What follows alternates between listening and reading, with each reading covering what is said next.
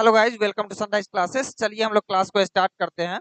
और आज हम लोग जो है सेट थ्योरी पढ़ेंगे शुरुआत में, और उसके बाद हम लोग मेजर थ्योरी पढ़ेंगे। ठीक है, पहले मैं सेट थ्योरी और मेजर थ्योरी पढ़ाऊंगा, देन आफ्टर जाकर के आपको प्रोबेबिलिटी में एंट्री कराऊंगा।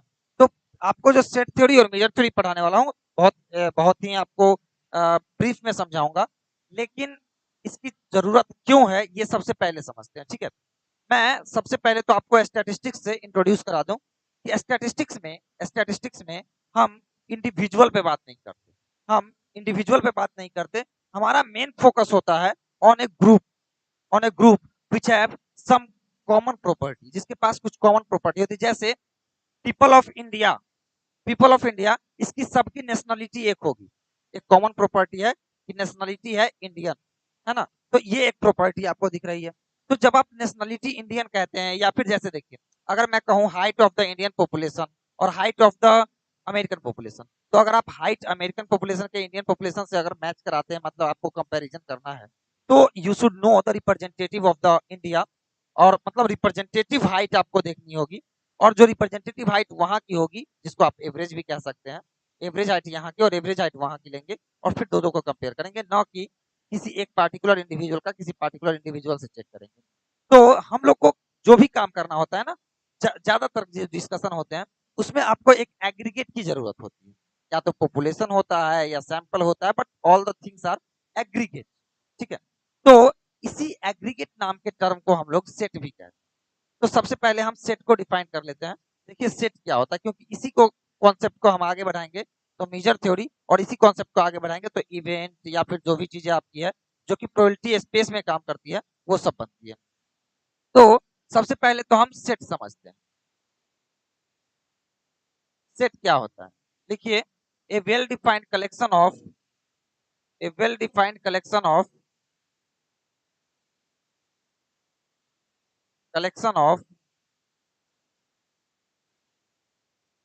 Of well defined of well defined objects, है ना। A well defined collection of well defined objects, इसी को हम लोग सेट कहते हैं। देखिए, वेल डिफाइंड टर्म का यहाँ बहुत बड़ा वैल्यू है। ये जो वेल डिफाइंड हमने कहा ना, वेल डिफाइंड जो कहा ना, इसका बहुत मीनिंग है। जैसे अगर आप कहते हो कि मैं स्मोकर हूं या नहीं हूं, ठीक है, अगर स्मोकर हूं तो पीता हूं सिगरेट शराब, और नहीं हूं तो नहीं पीता हूं। लेकिन कोई कहेगा सर मैं कभी कभी पीता हूं, मैं ओकेजनली पीता हूं।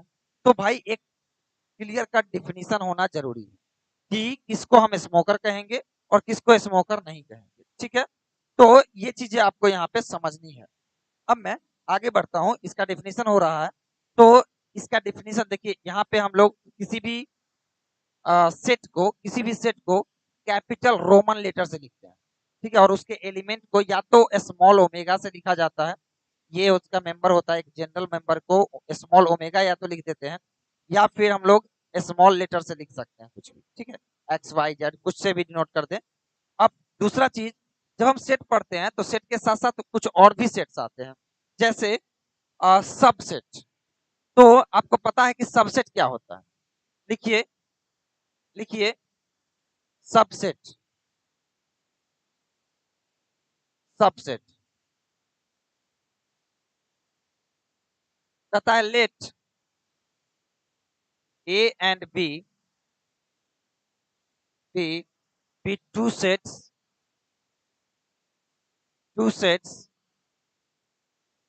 then A is said to be the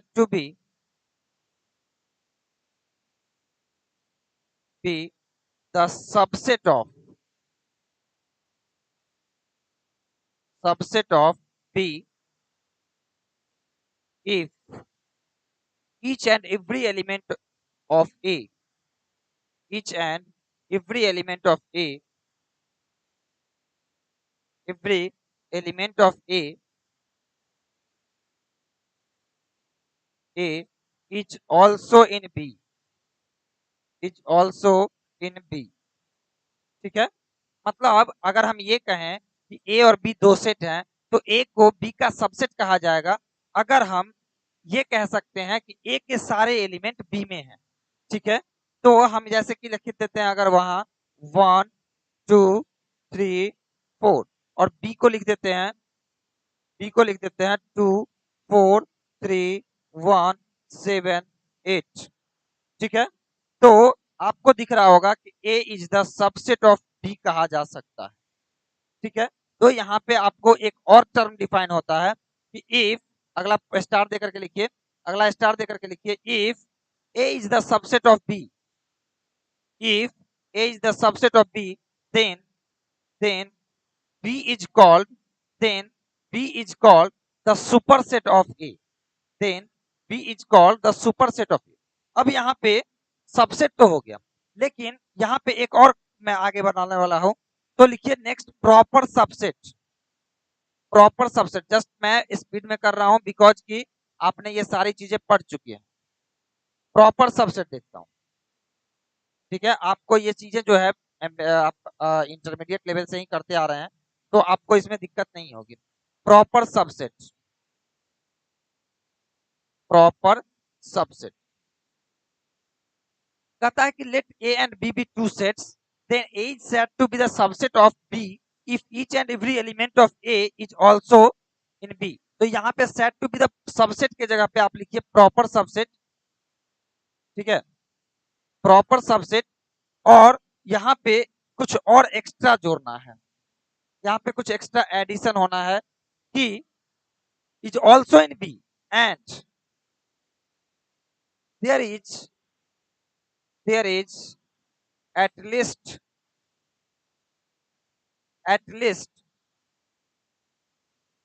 one element in B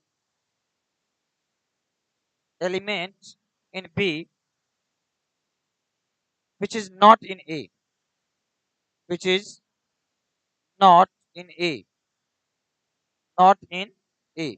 तो ये आपका जो है निकल के आ जाएगा। तो मतलब कि हम प्रॉपर सबसेट तब कहेंगे जब कम से कम एक एलिमेंट बी में ऐसा होना चाहिए जो ए में ना हो, है ना।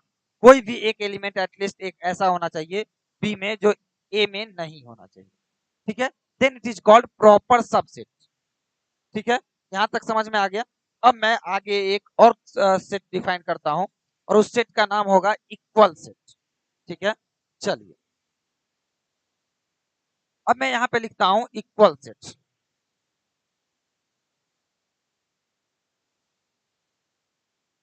देखिए next equal set,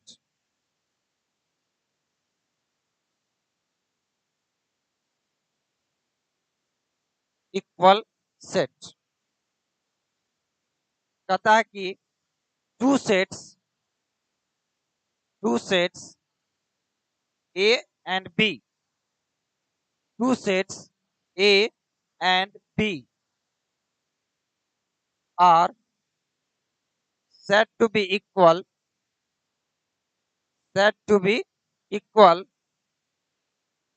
if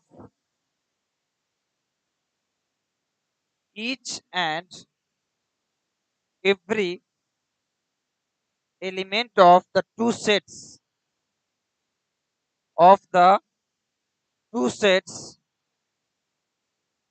are same, यानी equal.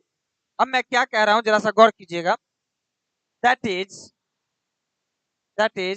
we can say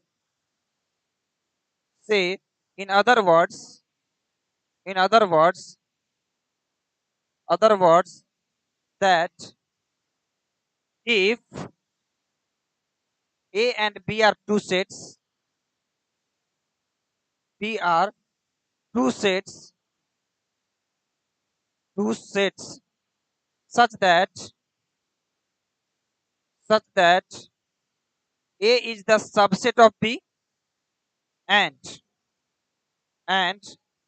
B is the subset of A, then A and B are called equal sets, equal sets।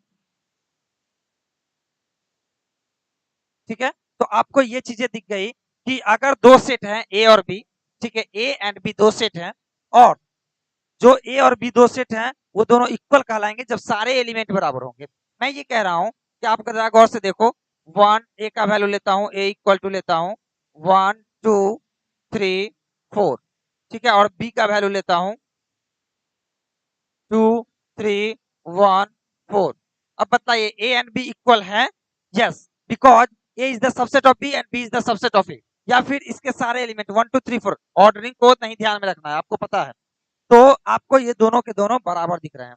इसके साथ ही एक और सेट डिफाइन होता है जिसका नाम होता है इक्विवेलेंस सेट, जिसका नाम होता है इक्विवेलेंस सेट।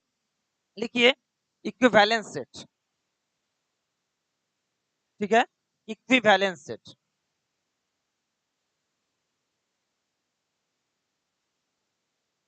कहता है two sets A and B are said to be equivalence set, equivalence set, equivalence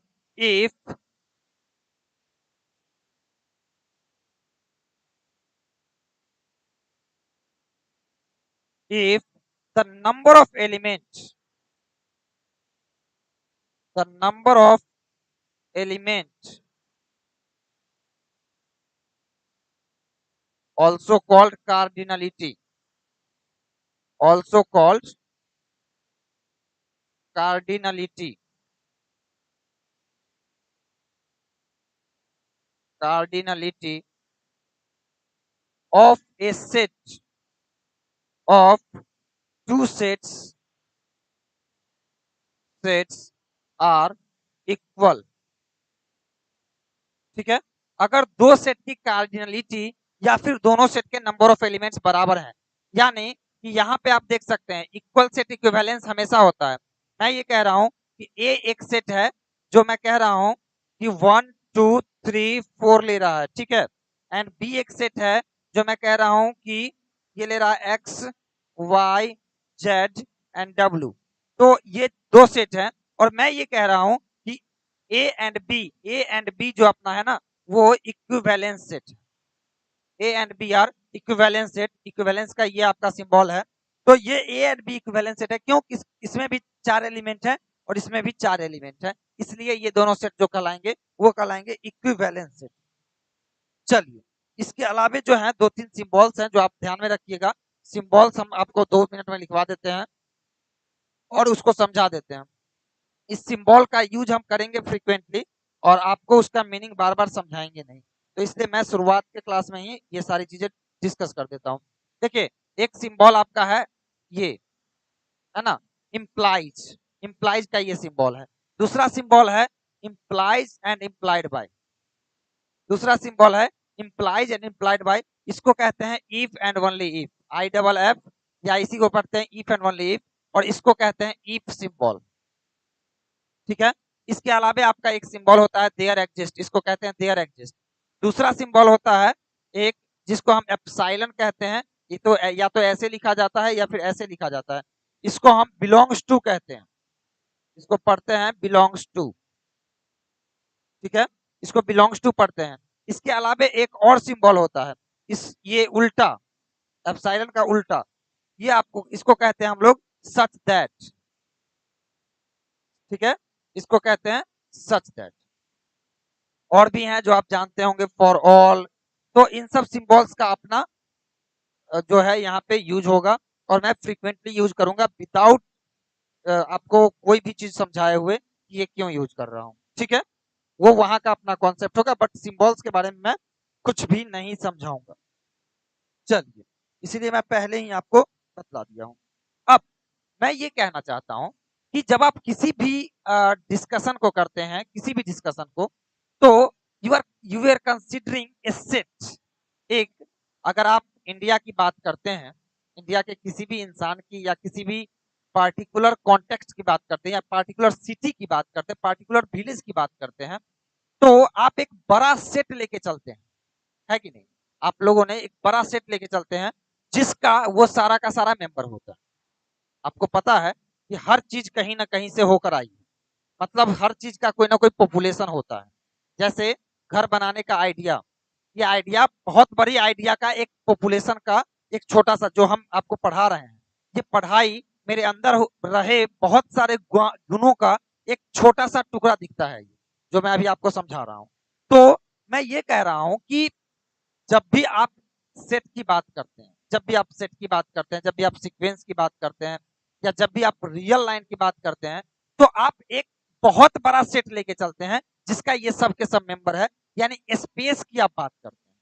हम उसे स्टैटिस्टिक्स में स्पेस कहते हैं, उसे आप लोग मैथमेटिक्स में यूनिवर्सल सेट कहते थे। तो एक यूनिवर्सल सेट का भी डिफिनीशन होता है। मैं डिफाइन नहीं कर रहा हूँ, डोंट वरी, आपको रटवाऊंगा नहीं डिफिनीशन, जो स्टार्टिंग का था वही मैं समझाऊंगा।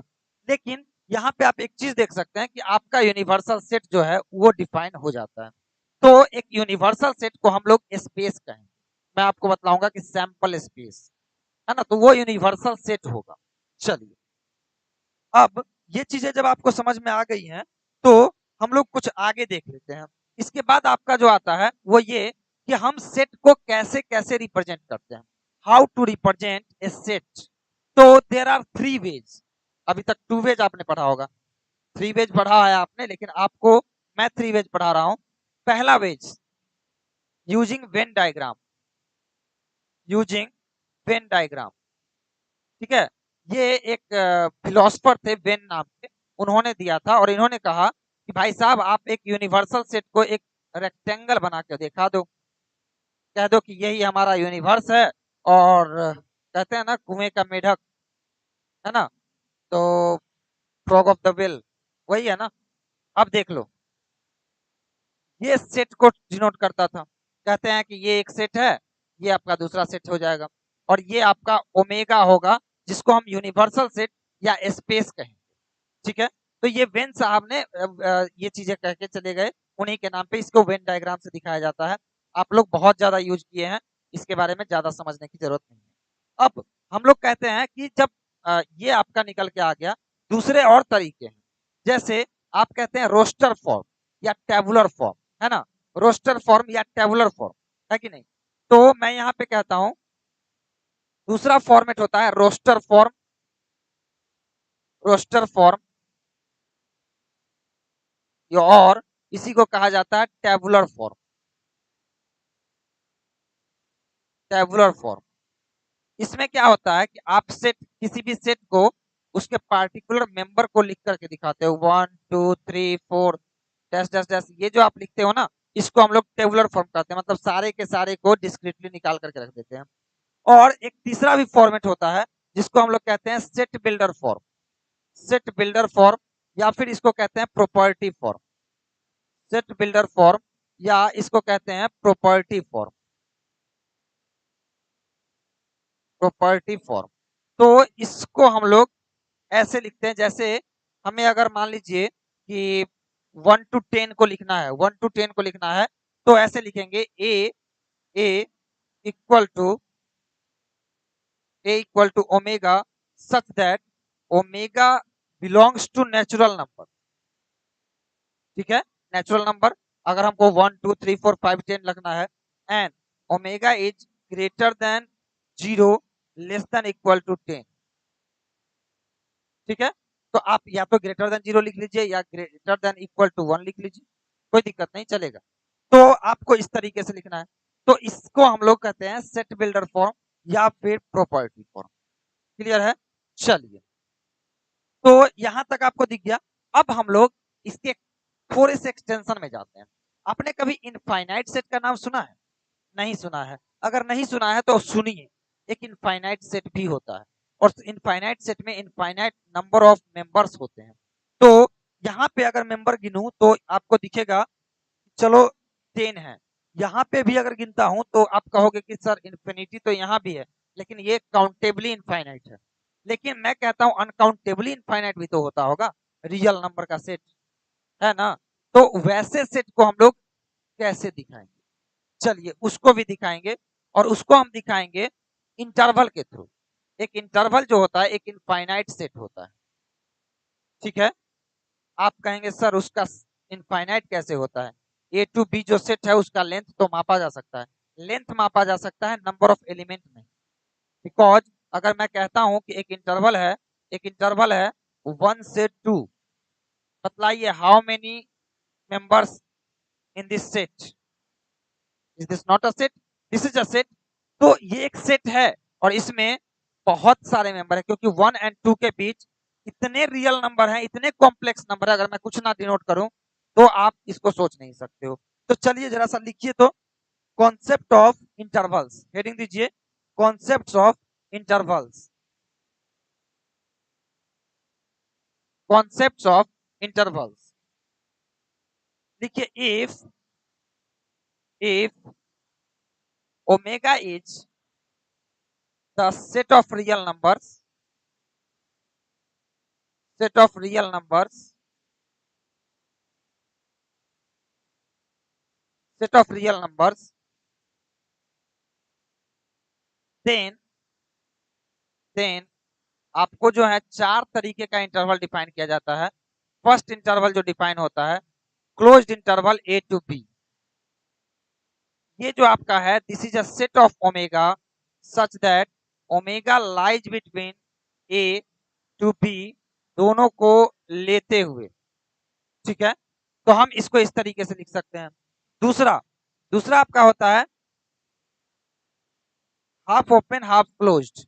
इसको हम लोग क्या कह रहे हैं, देखिए left open right close, left open right close, इसको हम कहेंगे omega such that omega is greater than A and less than equal to B, ठीक है। और आपको तीसरा जो लिख रहा हूं थर्ड वन, वो ये कि left right closed end left open, right closed left open, this is equal to omega such that omega is greater than equal to a and less than b, ठीक है। तो यहां पर आपको ये चीजें समझ में आ गई है। इसके अलावा एक फोर्थ सेट भी होता है जिसको हम लोग कहते हैं ओपन सेट, ए बी। इसमें ए और बी को नहीं लिया जाता है, तो ये आपका हो गया omega such that omega is greater than A and less than B. ये आपको जो है 4 तरीके के कॉन्सेप्ट ऑफ इंटरवल्स दिए जाते हैं। तो इंटरवल्स आपका इसी तरीके का होता है। अब मैं आपको एक दो और सेट डिफाइन करूंगा, जैसे इम्प्टी सेट जिसको आप नल या वॉइड सेट भी कहते हैं, इम्प्टी सेट जिसको आप नल या वॉइड सेट भी कहते हैं, तो हम उसको भी देखेंगे यहाँ पे।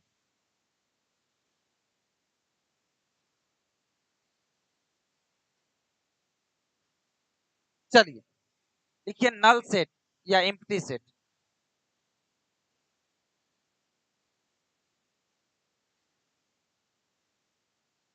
कहता है कि ए set having no element, A set having no element.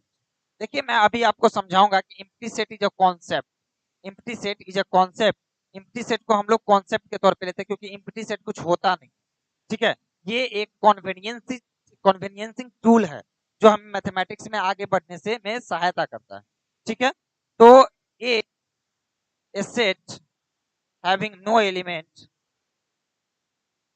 having no element is called empty set,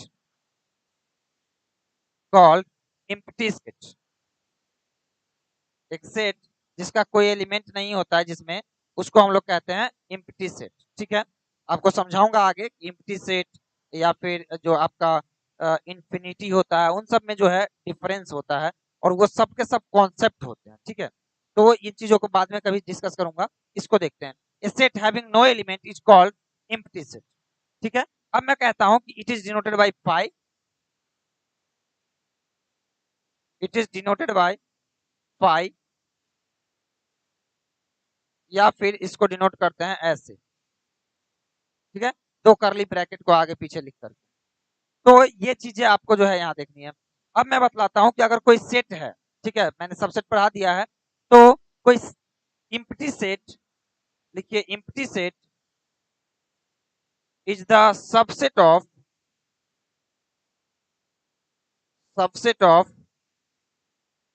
every set. मतलब कि अगर कोई सेट ए है तो phi is always the subset of A, ठीक है। कोई भी सेट होगा तो उसका ये सबसेट जरूर बनेगा। चलिए अब हम लोग आगे बढ़ते हैं। यहाँ पे आप क्या देखेंगे कि इसके अलावे आपको जो है सेट ऑपरेशंस पे ध्यान देना होगा। जैसे हम लोग रियल नंबर के केस में करते हैं या नेचुरल नंबर के केस में करते हैं, क्या करते हैं, एडिशन, मल्टीप्लिकेशन, डिवीजन, है ना, जो सब्ट्रैक्शन। तो उसी तरीके से सेट के ऊपर भी कोई ना कोई चलता है। तो कुछ काटेंगे, कुछ छांटेंगे, इस तरीके से इसको बात करेंगे, है ना। तो आप यहाँ पे इसको देख सकते हैं कि ये क्या है। ओके, तो हम लोग यहाँ पे दो आपको सिंबल जनरली यूज करते हैं। तो हमारा सब कुछ वही चलता है जैसे हम रियल नंबर पे देखिए, थिंकिंग प्रोसेस सेम होती है, थिंकिंग प्रोसेस हमेशा सेम होती है। जैसे वहां पे आपका चलता है एडिशन, सब्ट्रैक्शन, मल्टीप्लिकेशन और डिवीजन। यहाँ पे चलता है union, intersection, intersection, differences, differences and complement, complement. अब देखिए इन चारों को बड़ा प्यार से समझा लो। यूनियन मतलब जोड़, डिफरेंस मतलब घटाओ, है ना। इंटरसेक्शन मतलब कॉमन, और ये डिविजन के बराबर हो जाएगा आपको। और कॉम्प्लीमेंट का मतलब, देखिए यहाँ पे इंटरसेक्शन का मतलब होता है मल्टीप्लीकेशन। इंटरसेक्शन में आपका क्या होता है कि आप अगर इसको थोड़ा सा कंप्यूटर लैंग्वेज में समझें तो आप जानते हैं कि एंड गेट होता है। अगर आपने पढ़ा होगा कभी, एंड गेट होता है जो अगर 1 0 है तो भी 0 कर देता है। इस एंड को ही इंटरसेक्शन कहा जाता है, एंड गेट को इंटरसेक्शन ही कहा जाता है। तो ये जो इंटरसेक्शन है ना, ये मल्टीप्लीकेशन का काम कर देता है, और ये जो कंप्लीमेंट है ना, डिवीजन का काम कर देता है। मतलब ए है तो ए नहीं है, ये वाली बात करता है। तो ये आपको सीधे सीधे इसका, इसको आप कहते हैं ना कि आप रेसिप्रोकल कर देते हो। आप डिवीजन में भी वही करते हैं, रेसिप्रोकल वाली काम। देखिए एग्जैक्टली नहीं जाऊंगा वहां पे, एग्जैक्टली करना पॉसिबल नहीं, मैं बस आपको एसोसिएट कर रहा हूँ। तो हम लोग इस चारों को अभी पढ़ने वाले हैं, बस यही मैं समझा रहा हूँ। चलिए मैं यूनियन को डिफाइन करता हूं। लिखिए, लिखिए, union of two sets, union of two sets A and B is the set of, is the set of all those elements of omega, all those elements of omega, elements of omega, which is either in A, which is either in A or in B or in both, और in both. तो ये आपका हो जाता है intersection. ठीक है, ये आपका इस तरीके से इंटरसेक्शन, सॉरी, यूनियन डिफाइन होता है। तो ये आपका यूनियन है। जैसे मैं अगर कहूं यूनियन, तो क्या हो जाएगा, A union B equal to omega such that omega belongs to A and और ओमेगा बिलोंग्स टू बी। ये आपका हो जाएगा इस तरीके से, कोई दिक्कत नहीं है। अब हम लोग आगे बढ़ते हैं और इंटरसेक्शन को डिफाइन करते हैं। चलिए इंटरसेक्शन को डिफाइन कीजिए। लिखिए, intersection of two sets, intersection of two sets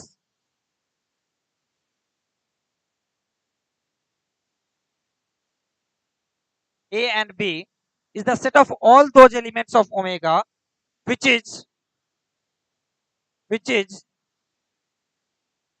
common to both A and B। मतलब कि A और B में जो कॉमन एलिमेंट है ना, उनका एक सेट बनाएंगे, वो होगा इंटरसेक्शन। मतलब अगर मैं ये कहूं कि A इंटरसेक्शन B, तो this is the set of all those elements of omega which is in A and which is in B। ये आपका हो जाता है इंटरसेक्शन। Got it. तो ये आपका हो गया इंटरसेक्शन। इसके बाद आपका बचता है डिफरेंस और कॉम्प्लीमेंटेशन। तो जरा सा देखते हैं डिफरेंस क्या होता है। देखिए डिफरेंस की मैं बात करता हूं तो आपको मैं यहाँ पे थोड़ा सा आपको दिखाता हूं कि देखिए डिफरेंस का मतलब क्या हो जाएगा। देखिए लिखिए डिफरेंस का पहले तो डिफिनेशन लिख लीजिए। लिखिए लिखिए the difference between the difference between two sets, the difference between two sets A and B is defined as A and B is defined as the set of all those elements of omega, the set of all those elements of omega,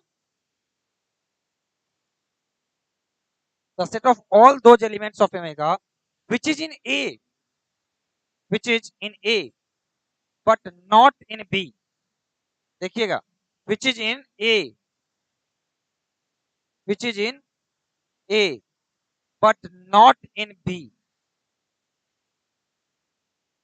in B मैं यहाँ कह रहा हूं कि ए minus B आपको निकालना है ना, तो this is the set of all those elements of omega such that ये omega will be the set belonging to this such that omega belongs to A and omega does not belongs to B. इसको अगर हम लोग ऐसे लिखें कि ए minus B, अगर मैं वेन डायग्राम के थ्रू दिखाऊं तो ये हो जाएगा आपका, देख लीजिए। अगर मैं कहूं कि ये ए है एंड ये बी है और ठीक है, तो आपका ए माइनस बी जो पोर्शन होगा वो होगा ये वाला, ये वाला। ये जो पोर्शन आपको मैं इसको जिसको मैं कलर कर रहा हूँ, सेट कर रहा हूँ, ये वाला पोर्शन जो आपका होगा, ये पोर्शन आपका हो जाएगा ए माइनस बी। ठीक है, ये हो जाएगा ए माइनस बी। Got it. तो ये चीजें आपको समझ में आ रही है। अब यहाँ पे जब हम ये बात करते हैं तो यहाँ से ऑटोमेटिक कॉम्प्लीमेंट का रिजल्ट आ जाता है। ठीक है, यहाँ से हम ऑटोमेटिक कॉम्प्लीमेंट का रिजल्ट आ जाता है। कहते हैं कि अगर मैं ये कहूं कि ओमेगा में से ए हट जाएगा, मतलब कॉम्प्लीमेंट में एक सेट ए को हमने ओमेगा बना दिया, कहा कि पूरा यूनिवर्सल सेट में से, पूरा यूनिवर्सल सेट में से एक सेट ए हट जाएगा तो क्या होगा। ठीक है, तो किसी ने कहा कि भैया ये तो ए कैप बन जाएगा क्योंकि वो इसमें वही सारे एलिमेंट होंगे, all those elements of omega which is not in B, केवल यही।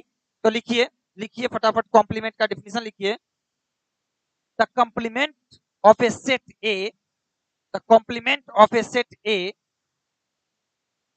The complement of a set A is the set of, the complement of a set A is the set of all those elements of omega, all those elements of omega which is not in A, which is not in A, that means a complement, a complement which is equal to आप omega minus A लिख सकते हैं and this is equal to होता है, this is the set of all those elements of omega such that omega does not belongs to A. ठीक है, clear है, कोई दिक्कत नहीं। तो ये चीजें आपको जो हो जाती है एक कॉम्प्लीमेंट। ओके, अब हम लोग जो है आगे देखिए, यहाँ पे हमने आपको केवल दो सेट के लिए बात, सारा जो काम किया है केवल दो सेट के लिए, लेकिन ये दो सेट के लिए हो सकते हैं, एन सेट के लिए हो सकते हैं, इनफाइनाइट सेट के लिए हो सकते हैं, है ना। तो ये आपको सारा चीज जो है वो दो सेट पे लगाइए, तीन सेट पे लगाइए, 3 4 5 6 एन, या इनफाइनाइट सेट पे लगाइए, नो प्रॉब्लम। ठीक है, ओके।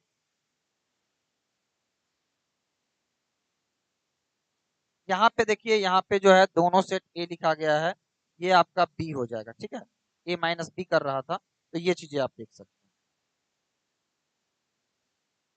ओके, अब हम लोग आते हैं सीक्वेंस ऑफ सेट्स से रिलेटेड। मैंने यहाँ पे आपको बतला दिया ना कि इंटरसेक्शन आप या यूनियन, देखिए थोड़ा सा आप समझिएगा, इंटरमीडिएट में आपको इनफाइनाइट सेट की चर्चा नहीं की जाती है। मैं ये कहता हूँ कि अगर मैं ये कह रहा हूँ, मैं यहाँ पे इनफाइनाइट सेट की चर्चा करूंगा और एन के सेट की। मैं कहता हूँ कि if a1 a2 an and dash dash dash A infinity तक जाएगा, p the sets, then then आप देख सकते हैं यहाँ पे मैं ये कहता हूं कि union of I equal to 1 to infinity कह दीजिए, या 1 टू n मैं लिखता हूं और फिर इन्फिनिटी लिखूंगा।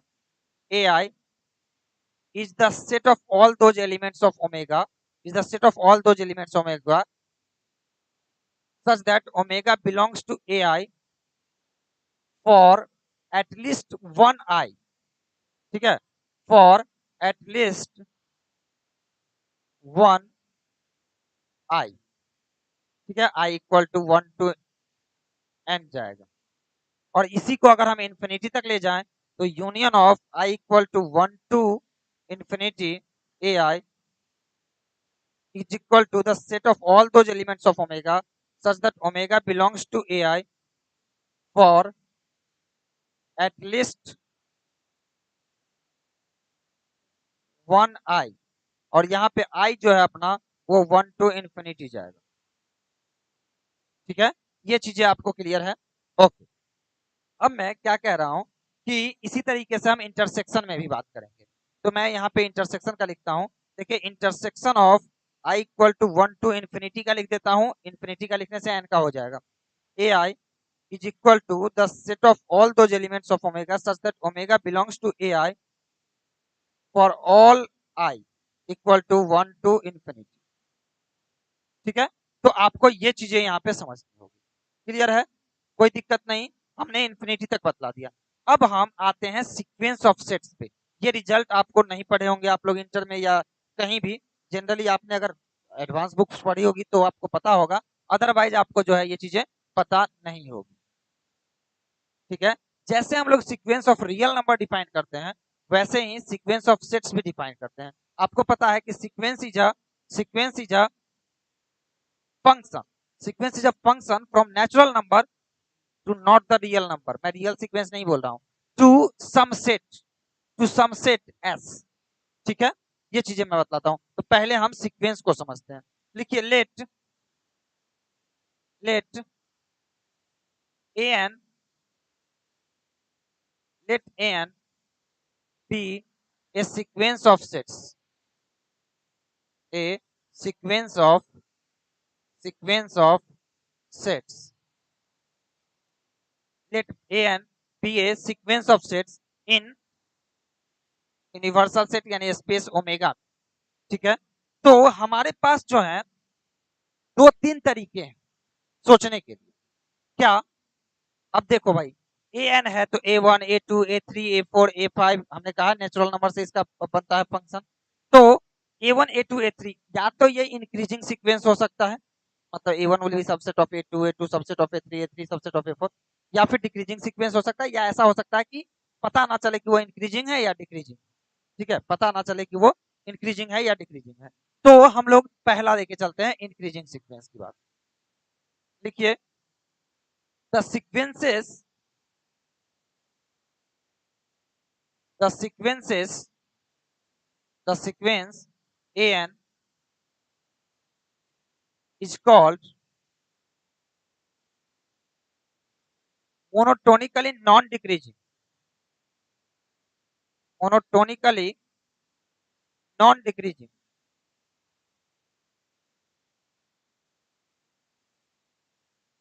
non-decreasing, या फिर इसको कहते हैं एक्सपेंडिंग। ठीक है, एक्सपेंडिंग, नॉन डिक्रीजिंग, या फिर इसको कहते हैं expanding if an is the subset of an plus 1, an is the subset of an plus 1 for all n equal to 1 to something, जो भी आप जा रहे हैं। ठीक है, अब मैं कह रहा हूं कि सिंस देखिए यहाँ पे, सिंस इन दिस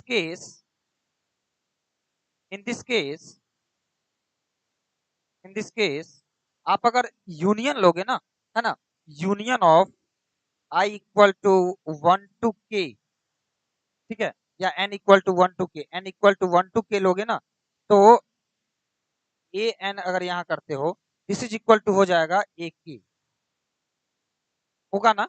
जरा सा देख लो, अगर I equal to 1 to K, sorry n equal to 1 to K, n equal to आप अगर 1 टू के करते हो ए एन, तो दिस इज इक्वल टू हो जाएगा ए के। क्यों हो जाएगा? क्योंकि देखिए ये सबसेट है, ये इसका सबसेट है, तो मैं ये कहता हूं कि A1 सबसेट होगा A2 का, सबसेट होगा A3 का, सबसेट होगा A4 का, डैश डैश डैश सबसेट होगा A के का। तो यहाँ पे सीधे सी बात है कि इसमें जो एलिमेंट होगा इसमें होगा, इसमें होगा, इसमें होगा, सारा एलिमेंट तो इसमें होगा ही, है ना? तो ऑब्वियसली ये A के बन जाएगा। तो इसलिए हम लोग को अगर लिमिट लेनी है, देखिए ये सेट बन कैसे रहा है। A1 जो सेट है, मान लीजिए ये सेट है, ठीक है, तो A2 सेट बनेगा ये A3 बनेगा ये, A4 बनेगा ये, और इस तरीके से ये इनफाइनाइट टाइम्स अपवर्ड डायरेक्शन में चलता जाएगा। तो अगर हमें इन सारे सेट का यूनियन लेना है तो सबसे बड़ा वाला सेट जो होगा वो ले लेंगे। और लिमिट का मतलब होता है कि जब n tends to infinity, limiting property, तो लिमिट जब यहाँ लेंगे तो n टेंस टू इन्फिनिटी पे बात करेंगे। यहाँ मैं कह रहा हूँ कि जब इस सीक्वेंस की लिमिट जो होगी वो, चूंकि हम यूनियन लेकर के लास्ट वाला सेट पा रहे हैं, तो यहाँ पे भी यूनियन लेकर के लास्ट वाला सेट पाएंगे। तो इसलिए हम लोग यहाँ पे, अगर हम लोग को कहा जाए कि लिमिट निकालो किसका, तो an का, an जो कि सीक्वेंस है, इस सीक्वेंस की लिमिट हो जाएगी union of n equal to 1 to infinity an, ठीक है, union of n equal to 1 to infinity an, या फिर ऐसे k equal to 1 to infinity a। Clear है? कोई दिक्कत नहीं। चलिए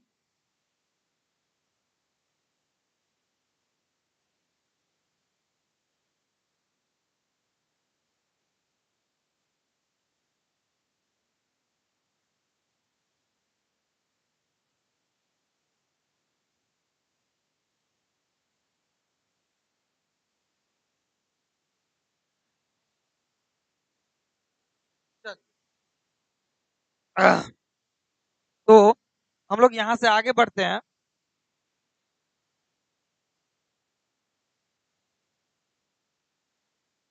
और मैं ये कह रहा हूं कि एक सीक्वेंस को हमने अभी क्या कहा, एक्सपेंडिंग सीक्वेंस था, उस सीक्वेंस की लिमिट हमने निकाल दी, ठीक है, और सीक्वेंस की लिमिट का वैल्यू हमने दे दिया।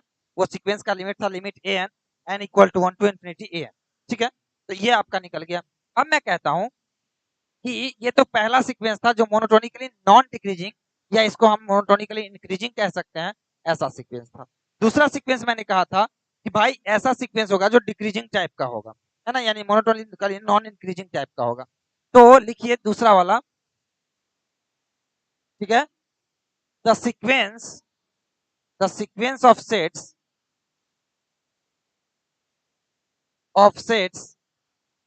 an is said to be monotonically non decreasing हो गया, तो monotonically non increasing non increasing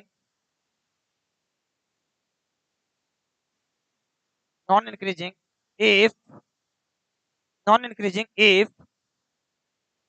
an is the superset of an plus 1 और all n। तो आपको यहाँ क्या दिखेगा, देखिए A1 बड़ा होगा A2 से, A2 छोटा होता चला जाएगा, डैश डैश डैश, ठीक है, मतलब कि सेट अपना ऐसे बन रहा है। सबसे पहले ये सेट बना होगा, ठीक है, फिर ये बना होगा, फिर ये, फिर ये, फिर ये, फिर ये ऐसे। एटॉमिक स्ट्रक्चर पढ़े हैं ना, एटॉमिक स्ट्रक्चर उसके जैसा, ठीक है, अपने बाहरी कक्षा से निचली कक्षा में आता है ये ऑर्बिट, याद कीजिए। तो ये चीजें आपको यहाँ पे दिखती है। अब मैं ये कहता हूं कि अगर हमको सबसे अंदर वाला, सबसे लास्ट में यही सेट मिलेगा ना, सबसे छोटा वाला, तो ये सबसे छोटा वाला सेट निकालना है जो कि लिमिट होगी। क्यों? क्योंकि n टेंस टू इन्फिनिटी पे ही लिमिट मिलती है, तो n टेंस टू इन्फिनिटी पे सबसे छोटा वाला सेट होगा। वो कैसे निकलेगा? सबका इंटरसेक्शन ले लो, तो इंटरसेक्शन में सबका छोटा पॉइंट होगा, वही होगा ना, सबका कॉमन, मतलब सबसे छोटा वाला। तो हम लोग यही चीज यहाँ लिखने वाले हैं, लिखिए since since in this case intersection of k equal to 1 to n, k equal to 1 to n, ak equal to होता है an in this case. This this implies कि limit an equal to intersection of k equal to 1 to infinity A K ले लीजिए, ये आपका limit हो जाएगा। ठीक है, तो यहाँ पे आपको ये चीजें समझ में आ गई। लेकिन अब ये तो चलो ठीक था, इंक्रीजिंग या डिक्रीजिंग टाइप का सीक्वेंस था। अब अगर एक ऐसा सीक्वेंस आपको मिल जाए, अगर एक ऐसा सीक्वेंस मिल जाए जो ना तो इंक्रीजिंग हो ना डिक्रीजिंग और पता नहीं हो कि कैसा है, ठीक है, तो फिर हमें थोड़ी सी रुकनी पड़ेगी और लिमिट तो वहां भी निकालना है कि भाई n टेंस टू इन्फिनिटी पे आप क्या पाओगे, है कि नहीं। n टेंस टू मतलब एक एट लार्ज क्या पाओगे, इसका मतलब होता है n टेंस टू इन्फिनिटी का मतलब होता है एट लार्ज आप क्या पाओगे। तो एट लार्ज क्या पाएंगे, इस बात को हम वहां पे बनाने का प्रयास करेंगे। लिखिए, for a general sequence, for a general sequence, for a general sequence, for a general sequence an an we have, चलिए हम यहाँ पे कुछ बातें करेंगे और उसको आपको मैं यहाँ पे जरा सा लिख देता हूँ। देखिए, supremum of k greater than equal to n ए के। मैं यहाँ क्या कह रहा हूँ, जरा सा गौर कीजिएगा, मैं समझा दूंगा इसको। Union of k equal to n to infinity A K, ठीक है, and infimum of k greater than equal to n A K, this is equal to हो जाएगा intersection of k equal to n to infinity A के। मैं ये कह रहा हूँ कि भाई देख, हमें ये तो नहीं पता, हमें ये तो नहीं पता कि an का लिमिट क्या होगा, लेकिन हम इतना जरूर कह सकते हैं कि हाँ भैया, अगर हम k का वैल्यू n से इन्फिनिटी तक लें, ठीक है, और उसका यूनियन ले लें, तो एक सेट बनेगा जो सेट उन सब सेट में सबसे बड़ा होगा।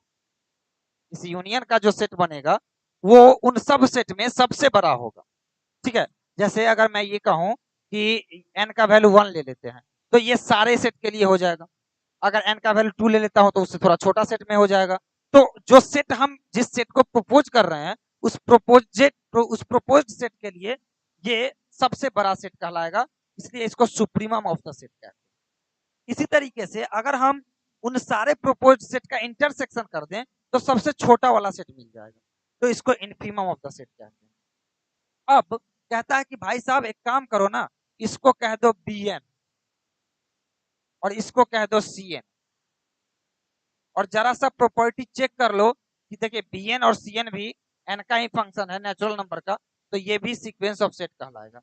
अब मैं ये कहता हूं कि हम bn को और cn को प्रॉपर्टी चेक कर लेते हैं, कहीं इंक्रीजिंग डिक्रीजिंग टाइप का तो नहीं मिल रहा है। तो जरा चेक कीजिए, b1 इक्वल टू क्या हो रहा है, b1 इक्वल टू हो रहा है union of k equal to 1 to infinity A K, b2 equal to हो रहा है union of k equal to 2 to infinity A K, dash dash dash. अगर मैं यहाँ पे आपको b1 b2 दिखा दिया, जरा सा गौर कीजिए, यहाँ पर k equal to a1 a2 a infinity आ रहा है। क्या आ रहा है, a1 union a2 union dash dash dash a infinity, ठीक है, और यहाँ पे आ रहा है a2 union a3 union a4 union dash dash dash a infinity. बताइए कौन सा सेट बड़ा होगा, ये वाला या ये वाला। ऑब्वियसली ये वाला, क्यों, क्योंकि इसमें कुछ एलिमेंट a1 में होंगे जो कि जुड़ जाएंगे, या तो बराबर होगा या बड़ा होगा, छोटा नहीं होगा। तो बस मैं यही कह रहा हूं कि आपका ये सेट जो है ना, ये कॉन्ट्रैक्टिंग टाइप का सेट बन रहा है, दिख रहा है ना। मतलब कि bn जो आपका सेट है, bn जो सीक्वेंस है वो कॉन्ट्रैक्टिंग सीक्वेंस बन रहा है, ठीक है, कॉन्ट्रैक्टिंग और नॉन इंक्रीजिंग कह सकते हैं, non increasing, non increasing type का ये सेट बन रहा है। तो आपको bn का तो पता चल गया। आप जब cn को चेक करेंगे ना, cn को सेम तरीके से, तो आपको उल्टा दिखेगा। और मैं यहाँ कह देता हूं कि जो Cn आपका होगा वो होगा एक्सपेंडिंग टाइप का सीक्वेंस। ठीक है, आप वहां पे चेक कर सकते हो, एक्सपेंडिंग सीक्वेंस हो जाएगा। सेम तरीके से आप डालोगे तो आपको दिख जाएगा। ठीक है, चलिए मैं यहाँ पे थोड़ा सा आपको दिखा ही दूं कि Cn कैसे आपका काम कर रहा है। देखिए, अगर मैं C1 कहूं तो क्या होगा, C1 equal to intersection of k equal to 1 to infinity ak, C2 equal to intersection of k equal to 2 to infinity ak। अब देखिए यहाँ क्या हो रहा है, मैं ये कह रहा हूँ कि ak का यहाँ पे आप लिख रहे हो a1 intersection a2 intersection dash dash dash infinity तक, और यहाँ लिख रहे हो a2 इंटरसेक्शन a3। तो आप देखो यहाँ पे ये आपका कंडीशन जो है इस पे ज्यादा लग रहा है और इस पे कम लग रहा है। जितना कंडीशन ज्यादा लगेगा उतना जो है सेट छोटा होता चला जाएगा। तो इसलिए ये सेट छोटा है, ये बड़ा है, इससे भी बड़ा आएगा। तो ये एक्सपेंडिंग टाइप का सीक्वेंस आपका दिख रहा है। तो मैं ये कह रहा हूं कि हम जो है ये आपका Bn और Cn का ही लिमिट निकाल लेते हैं। तो लगाइए limit, limit Bn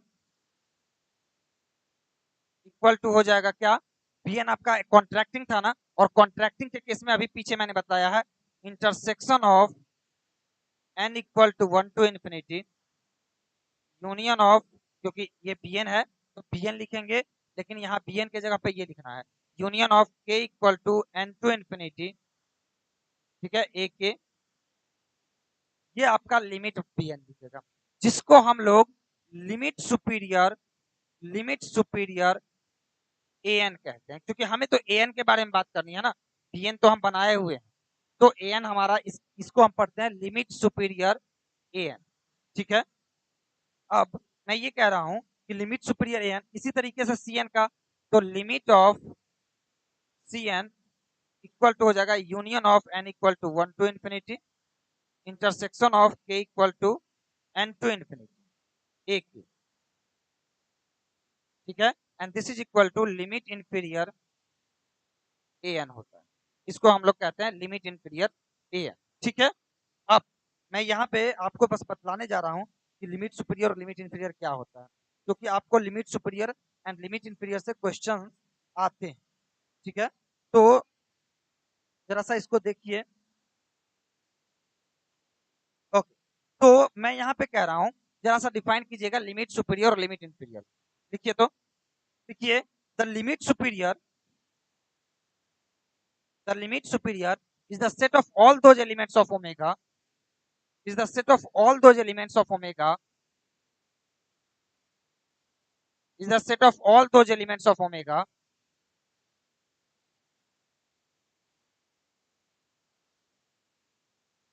which belongs to an, which belongs to an for infinitely many n,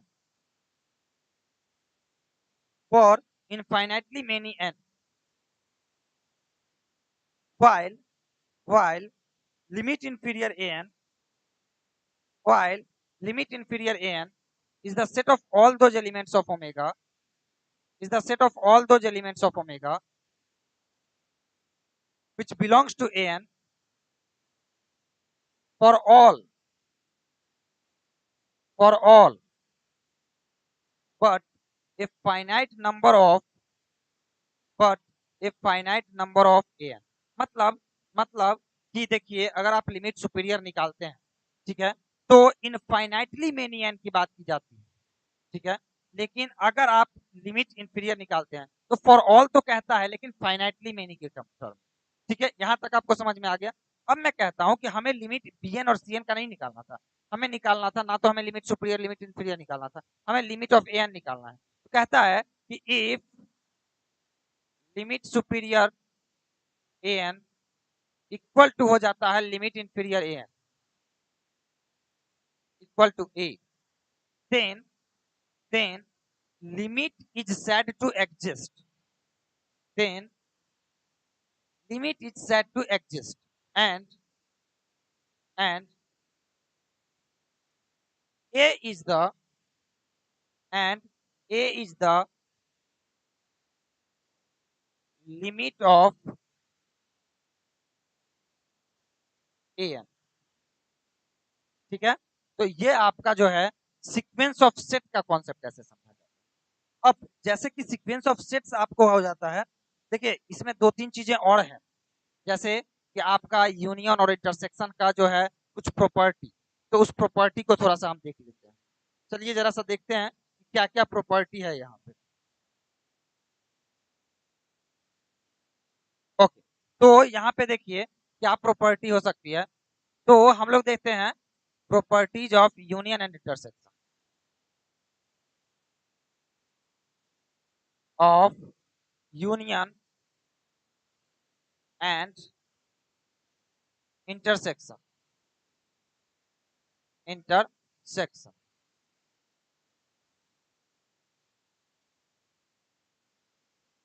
देखिए पहली प्रॉपर्टी है कम्यूटेटिविटी। भाई भाई ये सब चीज बतलाने वाली है नहीं, बट फिर भी मैं एक बार आपको रिमाइंड कराता चलूं। A union B equal to होता है B union A, and A intersection B equal to होता है बी इंटरसेक्शन ए। तो आप ए को पहले लिखो, बी को बाद में, कोई फर्क नहीं पड़ता। एसोसिएटिविटी की property,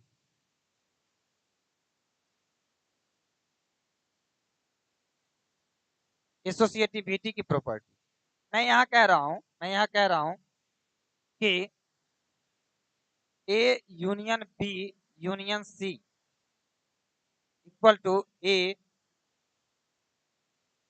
union B union C हो जाता है।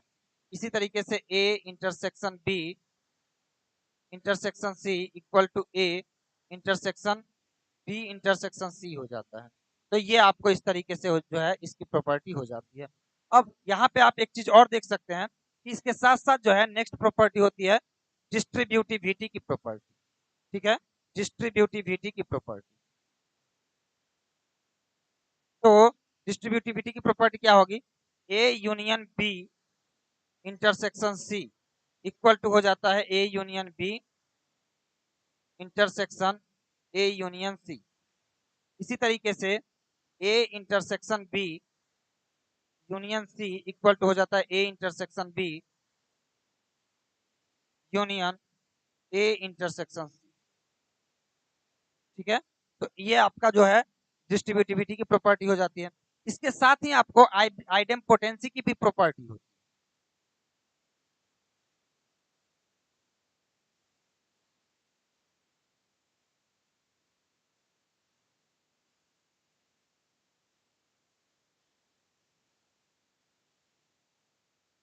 ठीक है, अब आपको आइडेम्पोटेंसी की प्रॉपर्टी देखिए।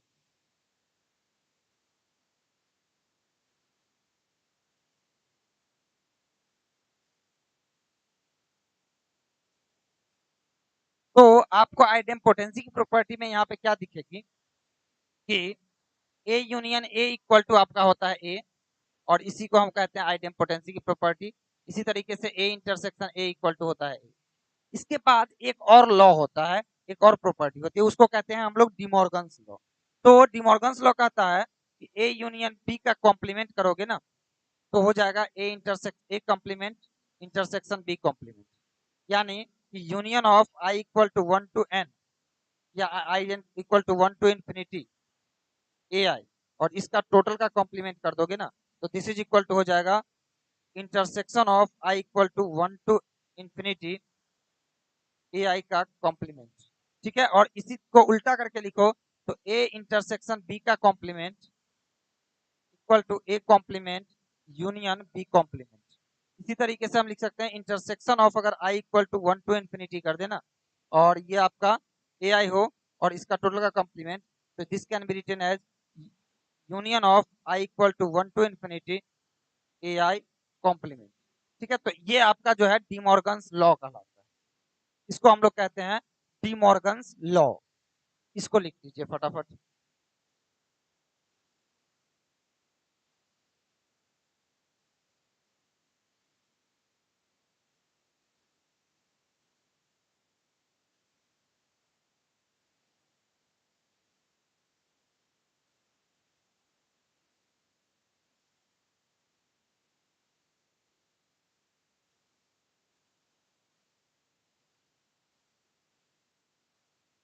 चलिए नेक्स्ट पॉइंट जो आपका है वो होता है disjoint set.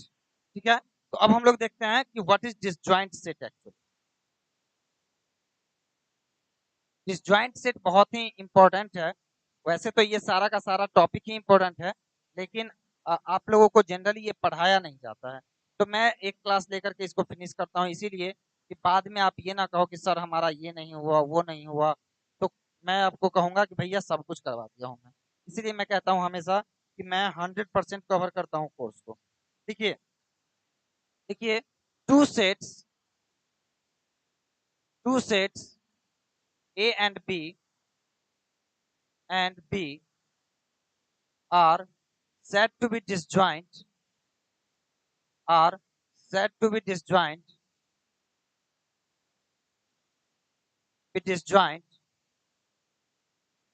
if A and B have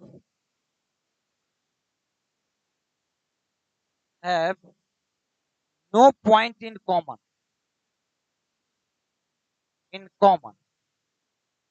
ठीक है, कोई भी पॉइंट इसमें जो है कॉमन नहीं, तब हम जाकर के कहते हैं ए और बी को डिसजॉइंट सेट। कैसे? तो अगर मैं ये कहूं कि ए इंटरसेक्शन बी जो कि कॉमन होता है, अगर फाई आपका एम्प्टी सेट मिलता है, देन हम कहते हैं कि A and B are disjoint set. ये कुछ इस तरीके का बनता है आपका। ठीक है, ये इस तरीके का कुछ बनता है आपका। ये आपका ए हो जाता है और ये आपका बी हो जाता है। ठीक है, तो ये आपका हो जाता है disjoint sets A and B. ठीक है, और भी आपको देखिए हमने यहाँ दो के लिए किया, आप दो से ज्यादा के लिए कर सकते हो।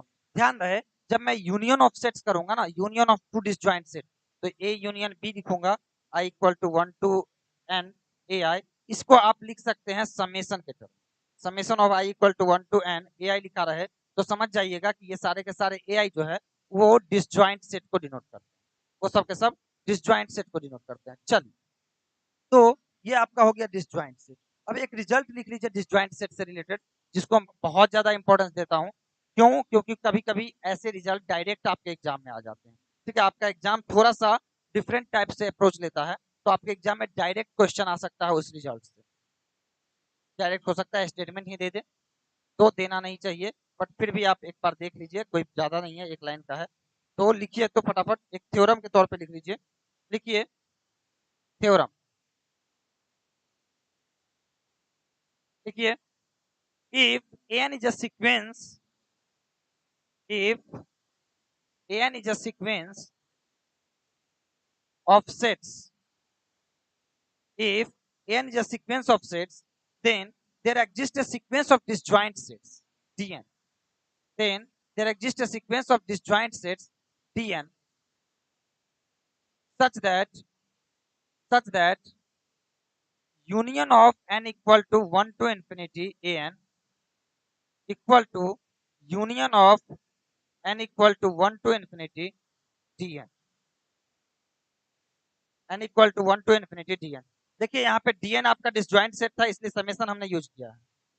अब ये हो जाता है, ऐसा होता है, मैंने ये कहा कि आप अगर किसी, जैसे आप कहते हैं ना कि हर एक ऑर्डर्ड सेट के पीछे एक अनऑर्डर्ड सेट होता है, तो मैं ये कहता हूं कि जब भी कभी आपका सेट निकलता है ना, सीक्वेंस ऑफ सेट, तो उसके corresponding disjoint set always always exist करता है। और वो डिसजॉइंट सेट बनाया कैसे जाता है मैं यहाँ वो बता रहा हूँ।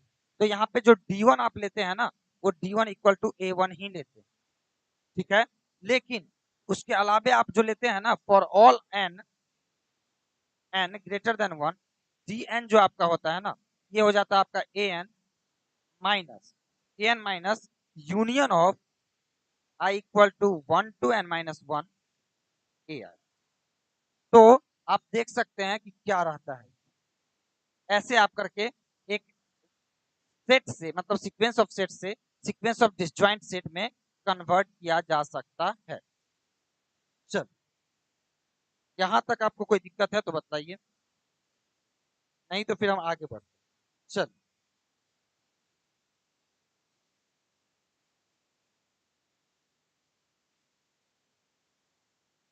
एक और सेट हम लोग पढ़ते हैं जो अभी तक हमने नहीं बताया, अब बतलाता हूं। एक पढ़ते हैं हम लोग power set,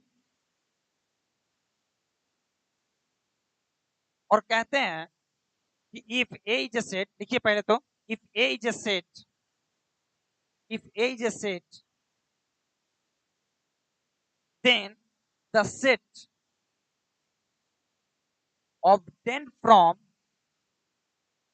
the set obtained from taking all the subsets of the element of A, taking all the subsets of the element from A, from A, क्या लिखे फिर से बोलिएगा। देखिए मैंने कहा कि the if A is a set, then a set obtained by all the subsets of the set A, ठीक है, all the subsets of the set A, उसको हम लोग कहते हैं कि जो सेट फॉर्म किया जाता है is called power set, is called power set, is called power set. तो आपको यहाँ पे पावर सेट दिख गया। अब आपको यहाँ क्या दिखेगा कि अगर ए अपना सेट है जिसमें एलिमेंट है मान लीजिए 1 2 3 4, ठीक है, ये आपका सेट है। तो मैं ये कहता हूँ कि भाई इससे जो सेट बनेगा ना, चलिए 1 2 3 ही करता हूँ, बहुत बड़ा बन जाएगा नहीं तो मैं ये कहता हूँ कि अगर आप पावर सेट ऑफ ए बनाते हो तो ये आपका हो जाएगा क्या, एक तो 5 बनेगा क्योंकि 5 is a subset of every set, दूसरा सबसेट बनेगा 1 2 3, ठीक है, 1 2 1 3 2 3 और एक बनेगा 1 2 3। तो ये जो टोटल सेट बनेगा जब इसको हम एक अलग सेट में रखेंगे then this set is called power set. यानी आपको दिख रहा है कि ये जो है सेट ऑफ सेट्स है क्योंकि इसके अंदर जो भी एलिमेंट है वो सेट है। तो स्टैटिस्टिक्स पढ़ते वक्त या एडवांस मैथमेटिक्स पढ़ते वक्त थोड़ा सा आगे बढ़ते हैं और इस सेट ऑफ सेट्स को हम लोग कहते हैं class of sets, class of sets. तो इसको हम लोग कह देते हैं क्लास ऑफ सेट्स। यहां तक क्लियर है? यही क्लास ऑफ सेट्स हम लोग आगे देखेंगे, ठीक है। तो सबसे बड़ा क्लास कौन सा होता है? Power set. आपको पता होना चाहिए कि अगर कोई सेट है ए जिसमें एन एलिमेंट है तो इनके पावर सेट में 2 to the power n element होते हैं, ठीक है। यहां से क्वेश्चन आ सकता है। चल अब मैं ये बोल रहा हूं कि जो सेट है अगर वो ए से डिनोट करते हैं तो इस पावर सेट को यानी क्लास को स्क्रिप्ट ए से डिनोट कर दीजिए। मतलब स्क्रिप्ट कैपिटल लेटर से हम लोग जनरली डिनोट करते हैं किसी भी क्लास को। अब मैं टर्म यूज करूंगा क्लास, ठीक है। चलिए ओके, अब हम लोग जब क्लास देख रहे हैं तो हम लोग कुछ पार्टिकुलर टाइप्स ऑफ क्लास भी देखेंगे, कुछ पार्टिकुलर टाइप्स ऑफ क्लास भी देखेंगे। जरा सा देखिए कि पार्टिकुलर टाइप्स ऑफ क्लास क्या है।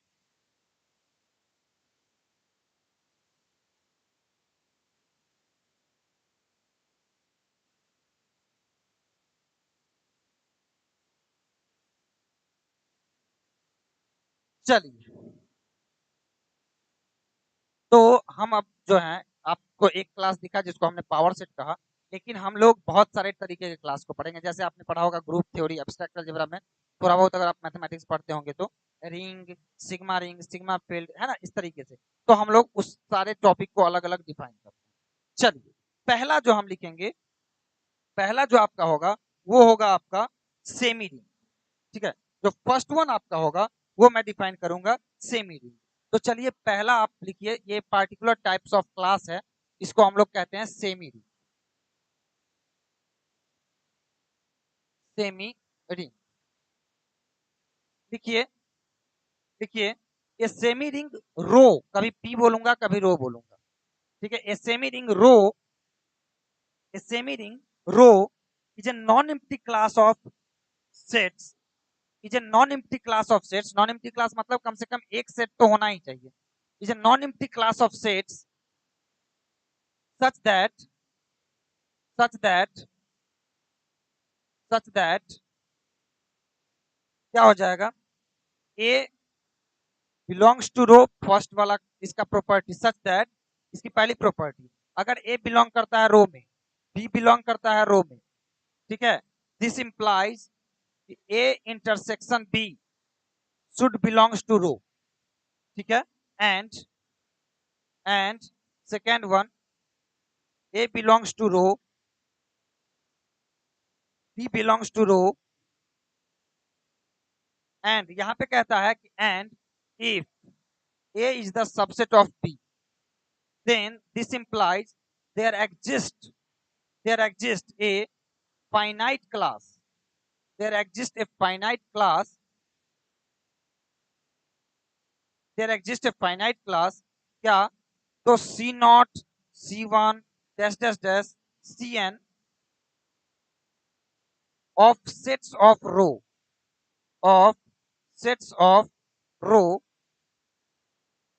such that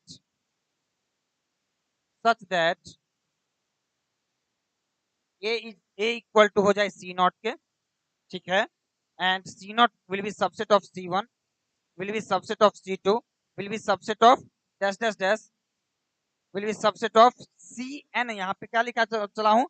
Cn, ठीक है, ये इस तरीके से सबसेट हो और Cn का वैल्यू B के बराबर, एंड ये जो Ci बने ना, ये कुछ इस तरीके से बने कि Di equal to Ci minus 1, ये भी आपका रो में बिलोंग करना चाहिए for all I equal to 1 to n, ठीक है। तो मैं यहाँ पे क्या कह रहा हूँ, जरा सा गौर कीजिए।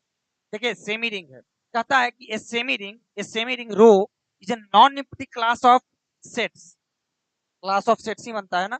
तो कहता है कि सेमी रिंग जो होता है वो non empty class of sets होता है, यानी इस class having at least one set, ठीक है, सच दैट वो इन दो प्रॉपर्टी को फुलफिल करे। क्या? पहली प्रॉपर्टी कि वो क्लोज्ड अंडर द इंटरसेक्शन हो, मतलब कि अगर दो सेट हो ए और बी, जो दोनों के दोनों उस क्लास में हो, तो उन दोनों का इंटरसेक्शन भी उसी क्लास में होना चाहिए। दूसरा कहता है कि अगर ए आपका उसी क्लास में हो, बी भी क्लास में हो, लेकिन इस तरीके से हो कि A is the subset of B हो जाए, ठीक है। देन कहता है कि then there exist a finite class. तो इन दिस केस आपको एक फाइनाइट क्लास दिखेगी, चाहे वो 2 सेट का हो, 3 सेट का हो, एक उसमें से फाइनाइट क्लास निकल के आ जाएगा। इस तरीके से C नॉट, C1, Cn, और इस तरीके से कि रो का ही क्लास निकल के आएगा, इस तरीके से कि A C not is the subset of C1, C1 is the subset of C2, C2 is the subset of C3, dash dash dash Cn। और ये C1, C2, Cn इस तरीके से आना चाहिए कि उनमें से दो पार्टिकुलर का जो आपका डिफरेंस ऑफ सेट्स निकाले, तो वो Di और वो डिफरेंस भी आपका रो में ही होना चाहिए। समझ में आ रहा है? तो ये आपका है सेमी रिंग का डेफिनेशन। Got it? चलिए अब मैं क्या कर रहा हूं, फिर से देखिएगा। मैं यहां पे आपको कह रहा हूं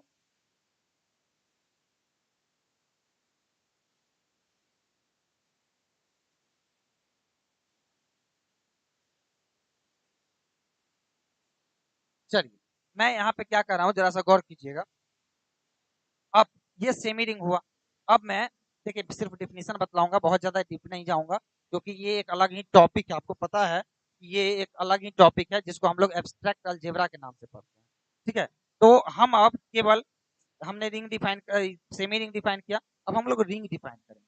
जरा सा आइए रिंग डिफाइन करते हैं, क्या कहता है रिंग। देखिए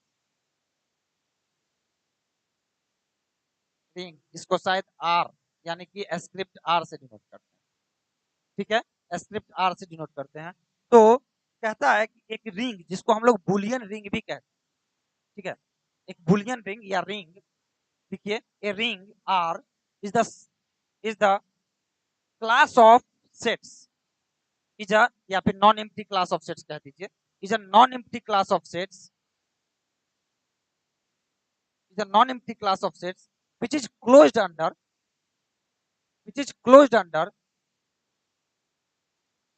finite unions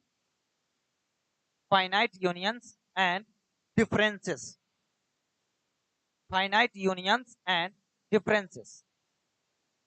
तो आपको यहाँ क्या कह रहा है, एक रिंग या एक Boolean ring is a non empty class of sets, that is a class having at least one element, ठीक है, उस वन एलिमेंट नहीं, वन सेट, ठीक है, which is closed under the formation of unions and closed under the differences। यानी कि यहाँ पे मैं कह रहा हूं कि अगर R कोई क्लास होगा, कहता है कि लिखिए that is R will be class, एक class R will be a boolean ring फिर से लिखिएगा, a class R will be a boolean ring या रिंग, बुलियन रिंग और ring if a1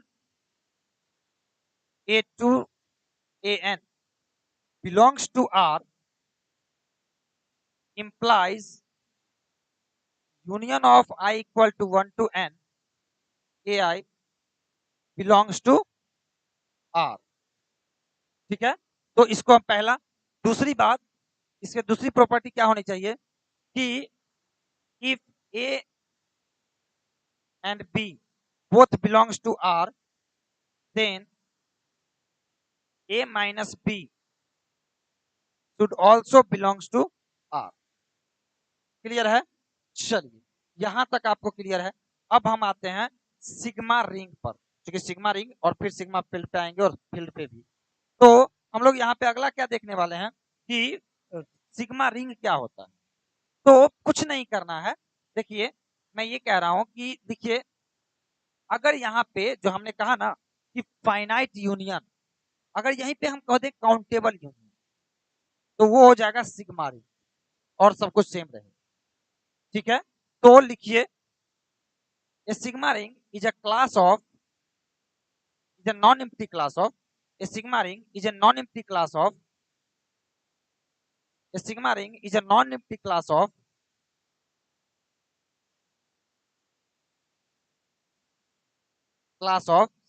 sets of omega, sets of omega या subsets of omega, such that it is closed under the formation of, it is the closed under the formation of countable unions and differences, countable unions and differences। इसको हम लोग script S से denote करते हैं। कहता है कि यहाँ पे स्क्रिप्ट एस, देखिए स्क्रिप्ट एस मैं ऐसे लिख रहा हूं, आप जितने अच्छे से लिख सकते हैं लिखिए, will be sigma ring if a1 a2 dash dash dash up to infinity belongs to R implies I equal to 1 to infinity union ai should belongs to R, and second if a and b belongs to R then a minus b should belong to R। तो ये आपका हो जाता है sigma ring. अब समझ, ये हो गया रिंग एंड सिग्मा रिंग। फटाफट लिख लीजिए,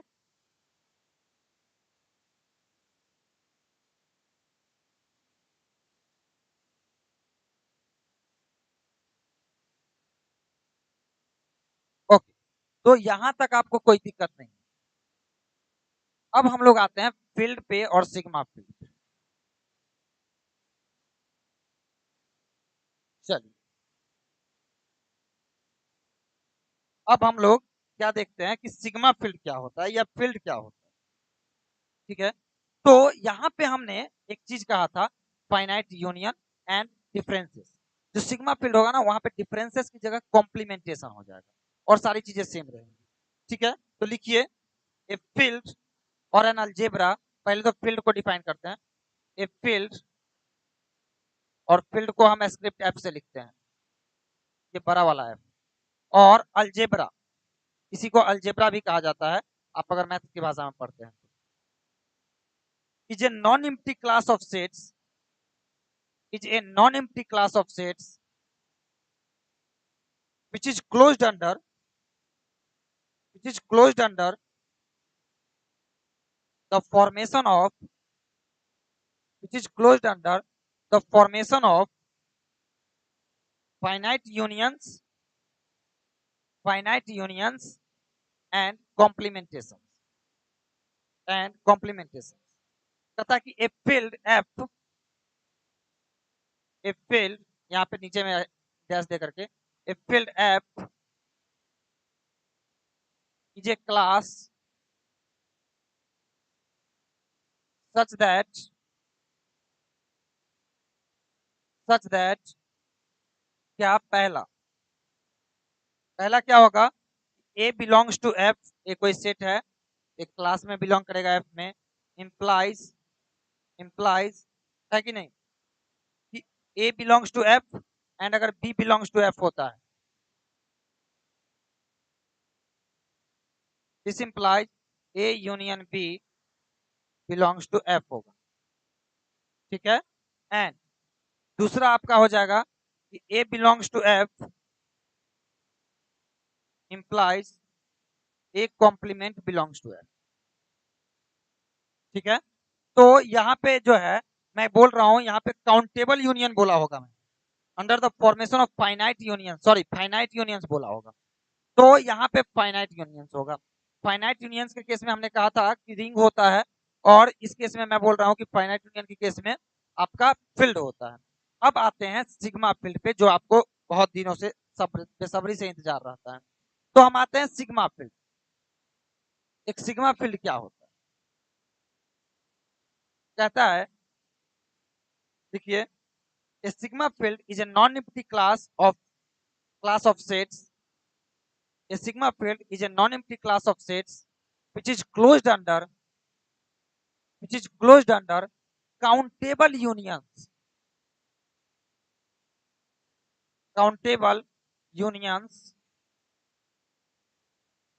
and complementation.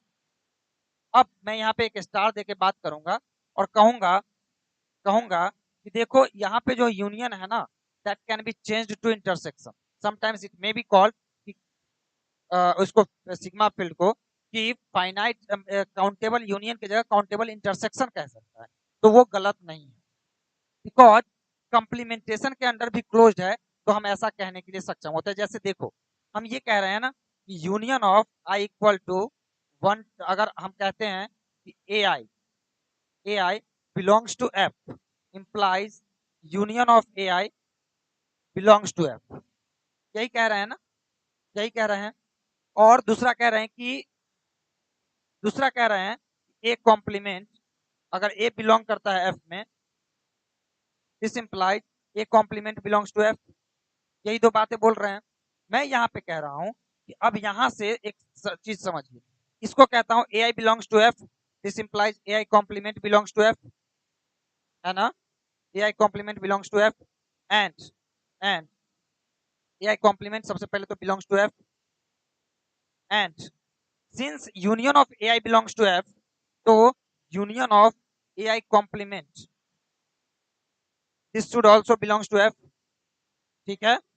नाउ अब मैं बोल रहा हूं कि this is equal to intersection of I equal to 1 to n, या जो भी हो, intersection of A I complement this belongs to F. तो आपको नहीं दिख रहा है कि A I complement belongs to F, दिखा रहा है कि intersection of A I complement belongs to F, हो रहा है ना। तो इसीलिए हम लोग कहते हैं कि ये जो अपना है ना, ये ए आई कॉम्प्लीमेंट को मतलब इंटरसेक्शन को भी इंक्लूड करता है, ठीक है। ये आपका था कुछ कुछ पार्टिकुलर टाइप का आपका, जो कि क्लास कहलाता था, ठीक है। ये कुछ पार्टिकुलर टाइप्स ऑफ क्लास आपको हमने बता दिए, और इन्हीं क्लास के बेसिस पे हम लोग आगे आपकी स्टडी करने वाले हैं। मेन इसमें है सिग्मा फील्ड, सबसे मेन जो आपका है वो है सिग्मा फील्ड। ओके, अब हम लोग कुछ फंक्शन की बात करें, ठीक है। जब क्लास फिनिश हो गया तो हम लोग आगे बढ़ेंगे और बात करेंगे फंक्शन। तो हम लोग अब देखते हैं फंक्शन। तो सबसे पहले तो हम रियल वैल्यूड फंक्शन देखेंगे, उसके बाद ही कोई और फंक्शन की तरफ आगे बढ़ेंगे। तो पढ़ते हैं रियल वैल्यूड फंक्शन।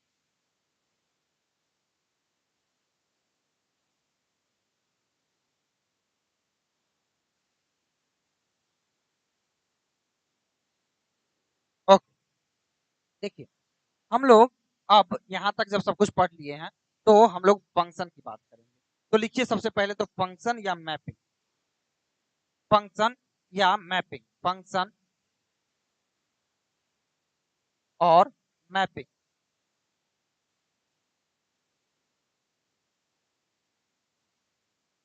मैपिंग, देखिए देखिए, बाय ए फंक्शन और मैपिंग, मैपिंग फ्रॉम, मान लीजिए कि दो सेट है ओमेगा एंड ओमेगा डैश, तो ओमेगा टू ओमेगा डैश की बात कर दे रहा हूँ। Omega to omega dash, from omega to omega dash, we mean a correspondence,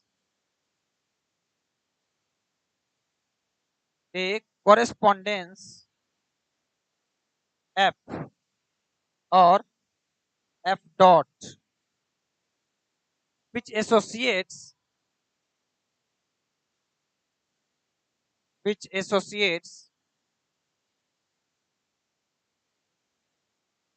each element of omega,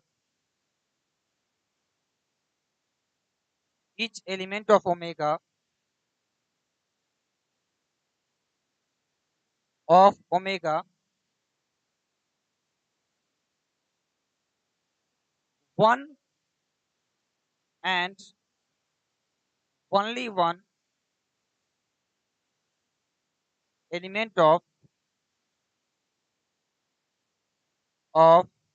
omega dash. अब इसको समझिए, मैं आपको फंक्शन समझा रहा हूं, इसको समझाता हूं आपको।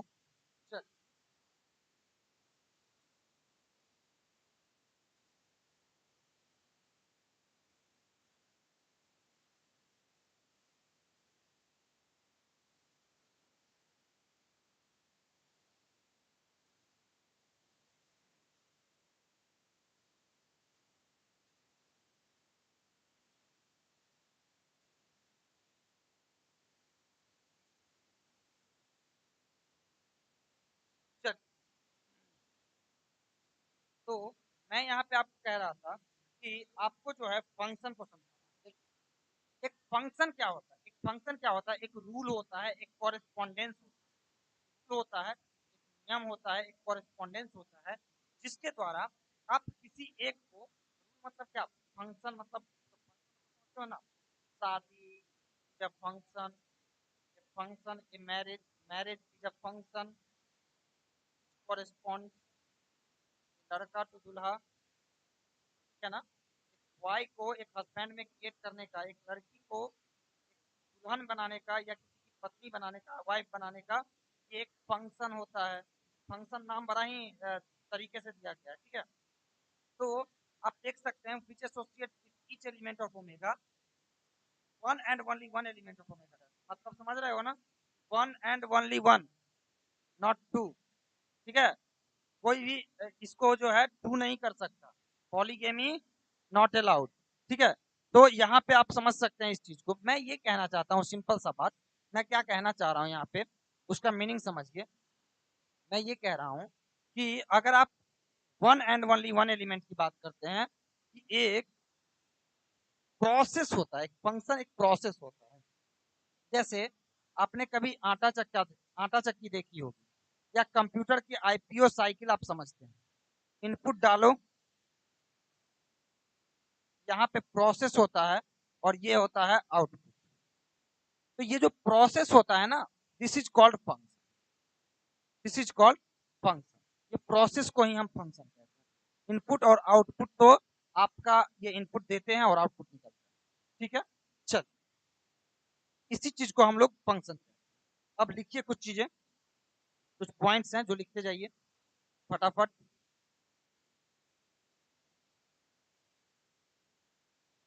लिखिए, तो लिखिए the element of omega dash, लिखिए the element of omega dash, the element of omega dash, ये capital omega dash,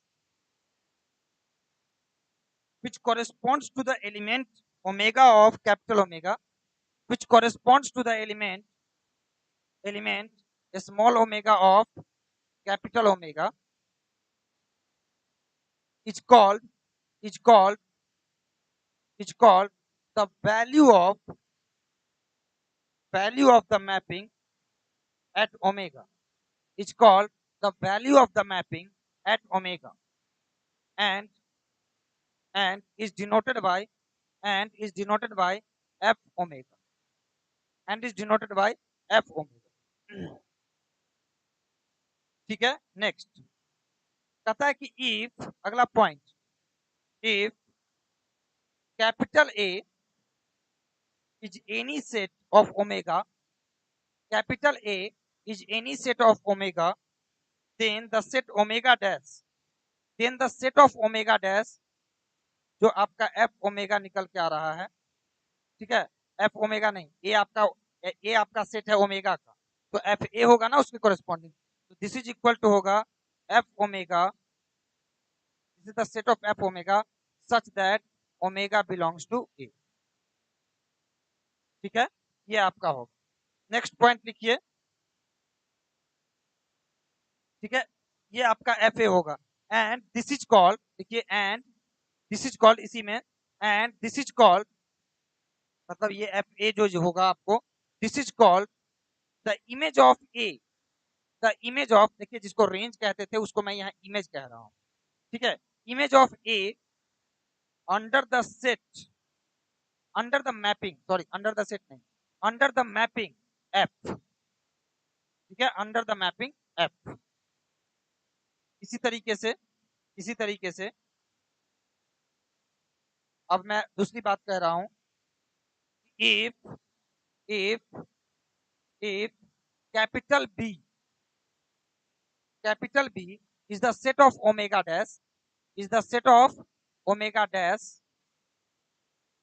then the set of omega, the set of omega f inverse B is the set of all those elements omega such that f omega belongs to B, f omega belongs to B, ठीक है, is called the inverse image of B,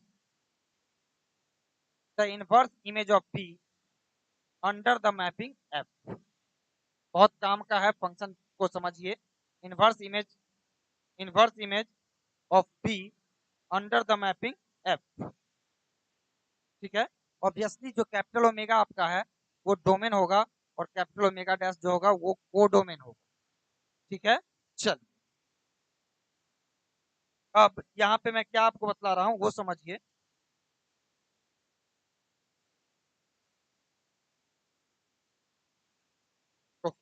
तो यहाँ पे आपका omega जो है वो domain कहलाता है, ओमेगा डैश आपका जो भी है वो कोडोमेन कहलाता है। अब हम यहाँ से आगे बढ़ेंगे, यहाँ पे मैंने आपको ओमेगा और ओमेगा डैश दो सेट दिया। अब मैं कहूंगा कि हम रियल वैल्यूड फंक्शन कब करें, यहाँ पे हमने कहीं नहीं कहा कि अपना ये जो है रियल वैल्यूड है या कॉम्प्लेक्स वैल्यूड है या क्या है ना, ओमेगा ओमेगा डैश के बारे में हमने कुछ भी डिफाइन नहीं किया, लेकिन अब हम लोग ओमेगा ओमेगा डैश के बारे में डिस्कस कर लेंगे और तब हो जाएगा अपना रियल वैल्यूड फंक्शन। चल अब मैं क्या कह रहा हूं, अब मैं क्या कह रहा हूं, इफ, अगला पॉइंट करके लिख लीजिए, if the range the range the range of a function, the range of a function f is the real line, is the real line or subset of real line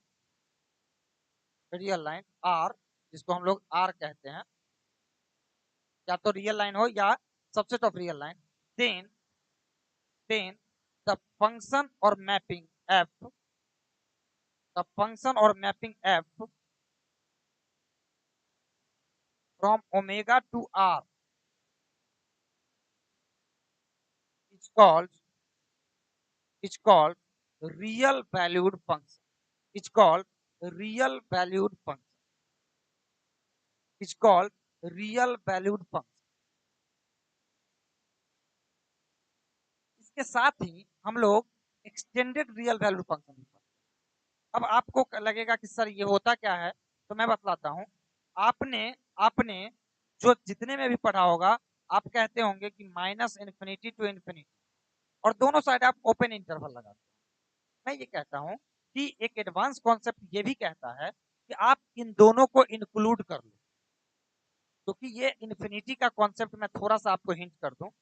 देखिए मैं ये कह रहा हूं कि अगर मेरे ये दोनों हाथ, ठीक है, ये दोनों हाथ मेरी आंखों से एसिम्प्टोट बनाते हैं, मेरी आइज से एसिम्प्टोट बनाते हैं, तो ये हमारे लिए इन्फिनिटी पॉइंट, हमारे आंखों के लिए इन्फिनिटी पॉइंट है। मैं आपको ये कह रहा हूँ infinity is just a concept, it is nothing but a concept. अब देखिए हो क्या रहा है, आपसे कहा जा रहा है, ठीक है, आपसे कहा जा रहा है कि आपके पास दो सेट है, ठीक है, आपको कहा जा रहा है कि आपके पास मान लीजिए दो सेब हैं, दो एप्पल हैं, and you have been said कि इसको 0 लोगों में बांट दो, इसको 0 लोगों में बांट दो। व्हाट विल यू डू, क्या करोगे? आपको क्या करना होगा? 0 लोगों में बांटना होगा। कैसे बांटेंगे भाई? वो वही बात हुई ना, मेरे हाथ में कुछ नहीं है, मैं कहूंगा हटो हटो हटो, गिर जाएगा गिर जाएगा गिर जाएगा गिर जाएगा, हटो हटो हटो गिर जाएगा। भाई क्या गिर जाएगा? कुछ नहीं, कोई पता नहीं। तो मैं बस यही कहना चाहता हूं कि ये जस्ट एक कॉन्सेप्ट जो मैथमेटिक्स में हमें उसमें वो जगह जगह पे आपको जहां फंसते हैं वहां आपको उसका सॉल्यूशन, गॉट इट? चल, तो ये मैं कह रहा हूं कि अगर हम माइनस इन्फिनिटी एंड इन्फिनिटी दोनों को इंक्लूड कर लें, माइनस इन्फिनिटी एंड इन्फिनिटी दोनों को इंक्लूड कर लें, तो अगर हम ये वाला सेट लें तो ये हो जाएगा, इसको कहते हैं एक्सटेंडेड रियल वैल्यूड सेट, ठीक है, या एक्सटेंडेड रियल नंबर, ठीक है। तो मैं ये कह रहा हूं कि अगर कोई फंक्शन है उसका रेंज इस एक्सटेंडेड रियल नंबर, जिसको हम आर बार कहते हैं, रेंज आर बार होता है, then then that function is called extended real value function. लिखिए, लिखिए, the if the range of a function, if the range of a function f, if the range of a function f is r bar equal to closed interval minus infinity to infinity। अब इसका concept पढ़ना है तो कभी जाकर के extended real value function Google पे search मारिए, पढ़िए, मैथमेटिक्स है, बहुत लंबा है, समझते हैं, ठीक है। क्या लिखा गया? Extended real value function R bar, then f is called, then f is called extended real valued function. इसके अलावे दो और चीजें आपको समझानी है, एक ये कि पॉइंट फंक्शन किसको कहते हैं, और दूसरा ये कि सेट फंक्शन किसको कहते हैं, ठीक है। आपको पॉइंट फंक्शन और सेट फंक्शन में डिफरेंस पता होना चाहिए। देखिए,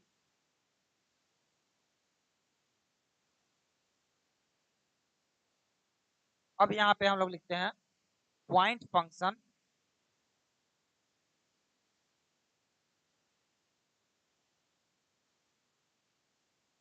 एंड सेट फंक्शन,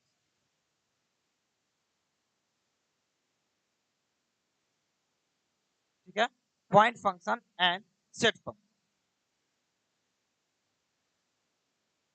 देखिए, एक पॉइंट फंक्शन के डोमेन में हमेशा पॉइंट होगा, एक एलिमेंट होगा ऑफ ओमेगा, और एक सेट फंक्शन के डोमेन में हमेशा सेट रहेगा। अभी मैंने रेंज के बेसिस पे डिफिनेशन दिया, real value function, extended real value function.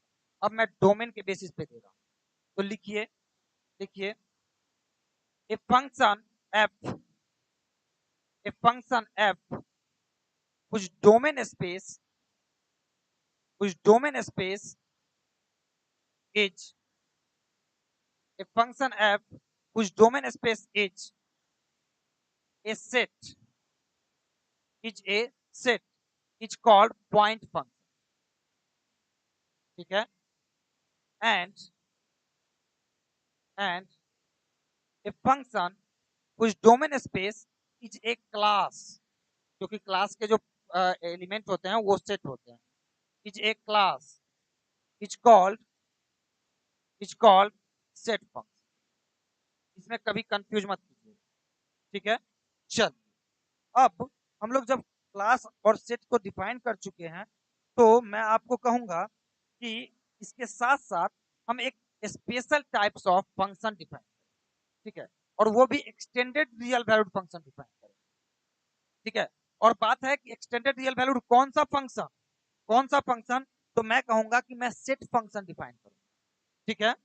तो अब हम लोग आते हैं मीजर के कॉन्सेप्ट पर कि मीजर किसको कहते हैं। तो देखिए मीजर किसे कहा जाता है, कहता है ए मीजर, एक मीजर जो होता है वो स्पेशल टाइप्स ऑफ फंक्शन होता है, एक special types of set function होता है, ठीक है, जिसमें कुछ कुछ प्रॉपर्टी को फुलफिल करता है, और एक्सटेंडेड रियल वैल्यूड फंक्शन होता है, क्योंकि रियल वैल्यूड फंक्शन होगा सेट फंक्शन हो सकता है, क्योंकि वो डोमेन पे डिफाइन हो रहा है, रियल वैल्यूड फंक्शन वो रेंज पे डिफाइन हो रहा है। तो आपको जो है मीजर आपका इसी तरीके का extended real valued set function. तो लिखिए मीजर का डिफिनीशन पहले।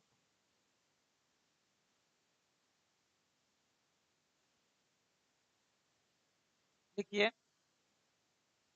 ए measure is an, a measure is an extended extended real valued real valued non negative real valued comma non negative countably additive countably additive set function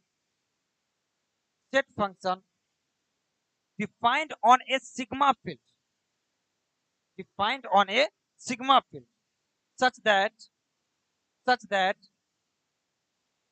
mu phi, phi भी एक set है ना, mu phi equal to 0। मैं इसको दूसरे words में लिखाता हूं, लिखिए इफ, देखिए इफ इन अदर वर्ड्स करके, if script a is sigma field, script a is a given sigma field, then mu is a measure, mu is a measure measure defined on defined on script a, defined on script a, if first mu a mu a greater than equal to 0 and less than equal to infinity। देखिए यहाँ पे मैं इसीलिए बोल रहा हूँ क्योंकि extended real valued है। For all A belongs to script A क्या है, सेट है, और स्क्रिप्ट ए क्या है, क्लास है, ठीक है। और दूसरा बी, ये दूसरा वाला पॉइंट, दूसरी प्रॉपर्टी कि अगर ए आई बिलोंग करता है स्क्रिप्ट ए में, ठीक है, और I equal to 1 to infinity, then ठीक है, इस तरीके से such that A I intersection A J equal to हो जाता है पाई, ठीक है, for I does not equal to J, then summation over I equal to 1 to A I, इसका आप म्यू ले लें, या फिर आप जो है पहले समेशन लिख दें और फिर आई इक्वल टू 1 टू इन्फिनिटी और म्यू ए आई लेके कर। तो देखिए ये जो समेशन है ये यूनियन है, क्यों, क्योंकि ये सेट पे लगा हुआ है, सेट पे सम नहीं यूनियन लगता है, आपको पता है डिसजॉइंट सेट में। और इस पूरे यूनियन लेकर के म्यू निकालो, या फिर म्यू निकाल करके अलग अलग और फिर सम कर दो, तो ये आपका दे देगा वैल्यू। चलिए, और तीसरा आपका जो दिया हुआ है वो है कि म्यू फाई का वैल्यू 0, ये आपका एक सेट का डिफिनीशन, ठीक है, जो कि मीजर है, एक एक्सटेंडेड रियल वैल्यूड फंक्शन का डिफिनीशन है, विच इज कॉल्ड मीजर, ठीक है, आप लोगों के टर्मिनोलॉजी में इसे मीजर कहा जाता है, उसका ये आपका टर्मिनोलॉजी दिया गया है। चल, अब हम लोग जो है मीजर की कुछ प्रॉपर्टीज को करते हैं, ठीक है। चलिए, दो तीन प्रॉपर्टी है, फटाफट लिखिए तो, जो कि मीजर की प्रॉपर्टी से आपको आगे क्वेश्चन मैं करवाऊंगा, तो इसलिए मीजर की प्रॉपर्टी को आप करते हैं।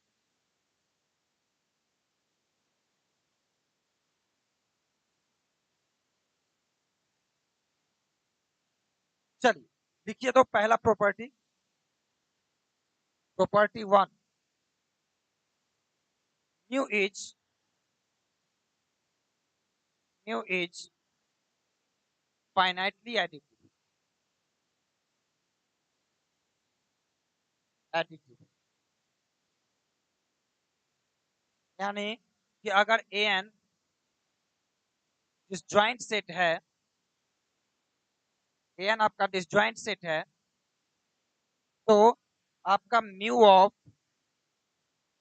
Summation over n equal to, मतलब देखिए मैंने वहां पे कहा था ना काउंटेबली एडिटिव, यहाँ पे मैं फाइनाइटली भी उसे प्रूफ कर रहा हूँ कि फाइनाइटली भी ए एन इक्वल टू हो जाता है आपको summation over n equal to 1 to k mu A n. ठीक है, ये आपका हो जाता है। दूसरा, ये पहला प्रॉपर्टी P1 हो गया। P2 हो जाएगा आपका, P2 हो जाएगा आपका कि mu is monotone, is monotone, monotone मतलब कि अगर E और F दो सेट है और E is the subset of F, is the subset of F, then mu E must be less than mu F। ठीक है, ये चीजें आपको हो जाती है म्यू इज मोनोटोन। उसके बाद आपका हो जाता है म्यू इज सब्ट्रैक्टिव। नेक्स्ट जो आपका है म्यू इज सब्ट्रैक्टिव। ठीक है, देखिए next P3 mu is subtractive.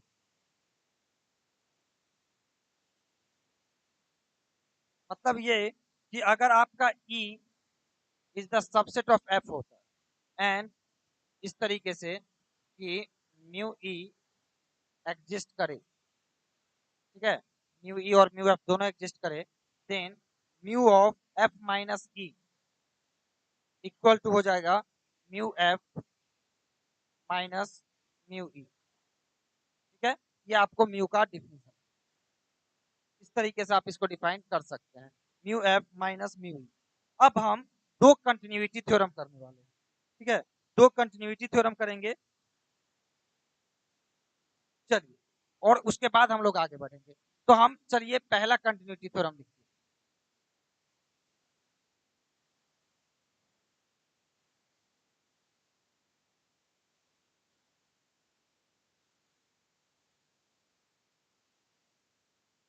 कोई भी क्वेश्चन आपका फंसता है you can ask. Continuity theorem,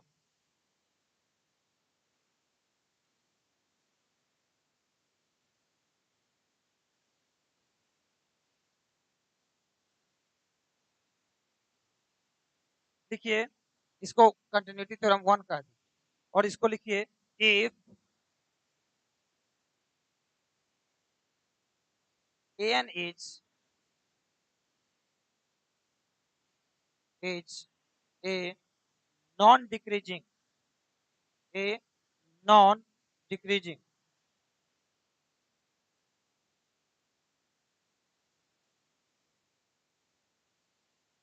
sequence of sets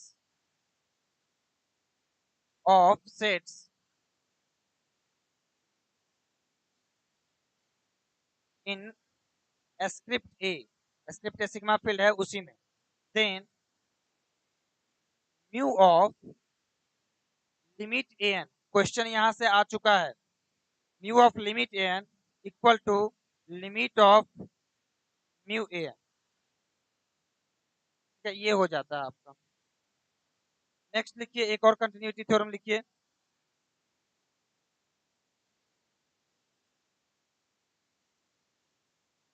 चलिए नेक्स्ट कंटिन्यूटी थ्योरम लिखिए।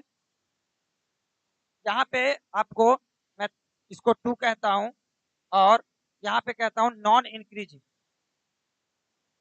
नॉन इंक्रीजिंग कह देता हूं। Sequence of sets in script A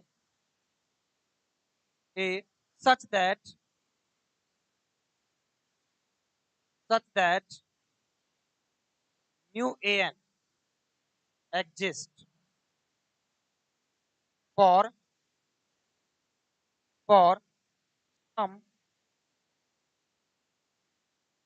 for some some m। ठीक है, मैं ये कह रहा हूं यहाँ पे म्यू ए एन नहीं है, म्यू ए एम है। ठीक है, म्यू ए एम एग्जिस्ट करता है फॉर सम एम, देन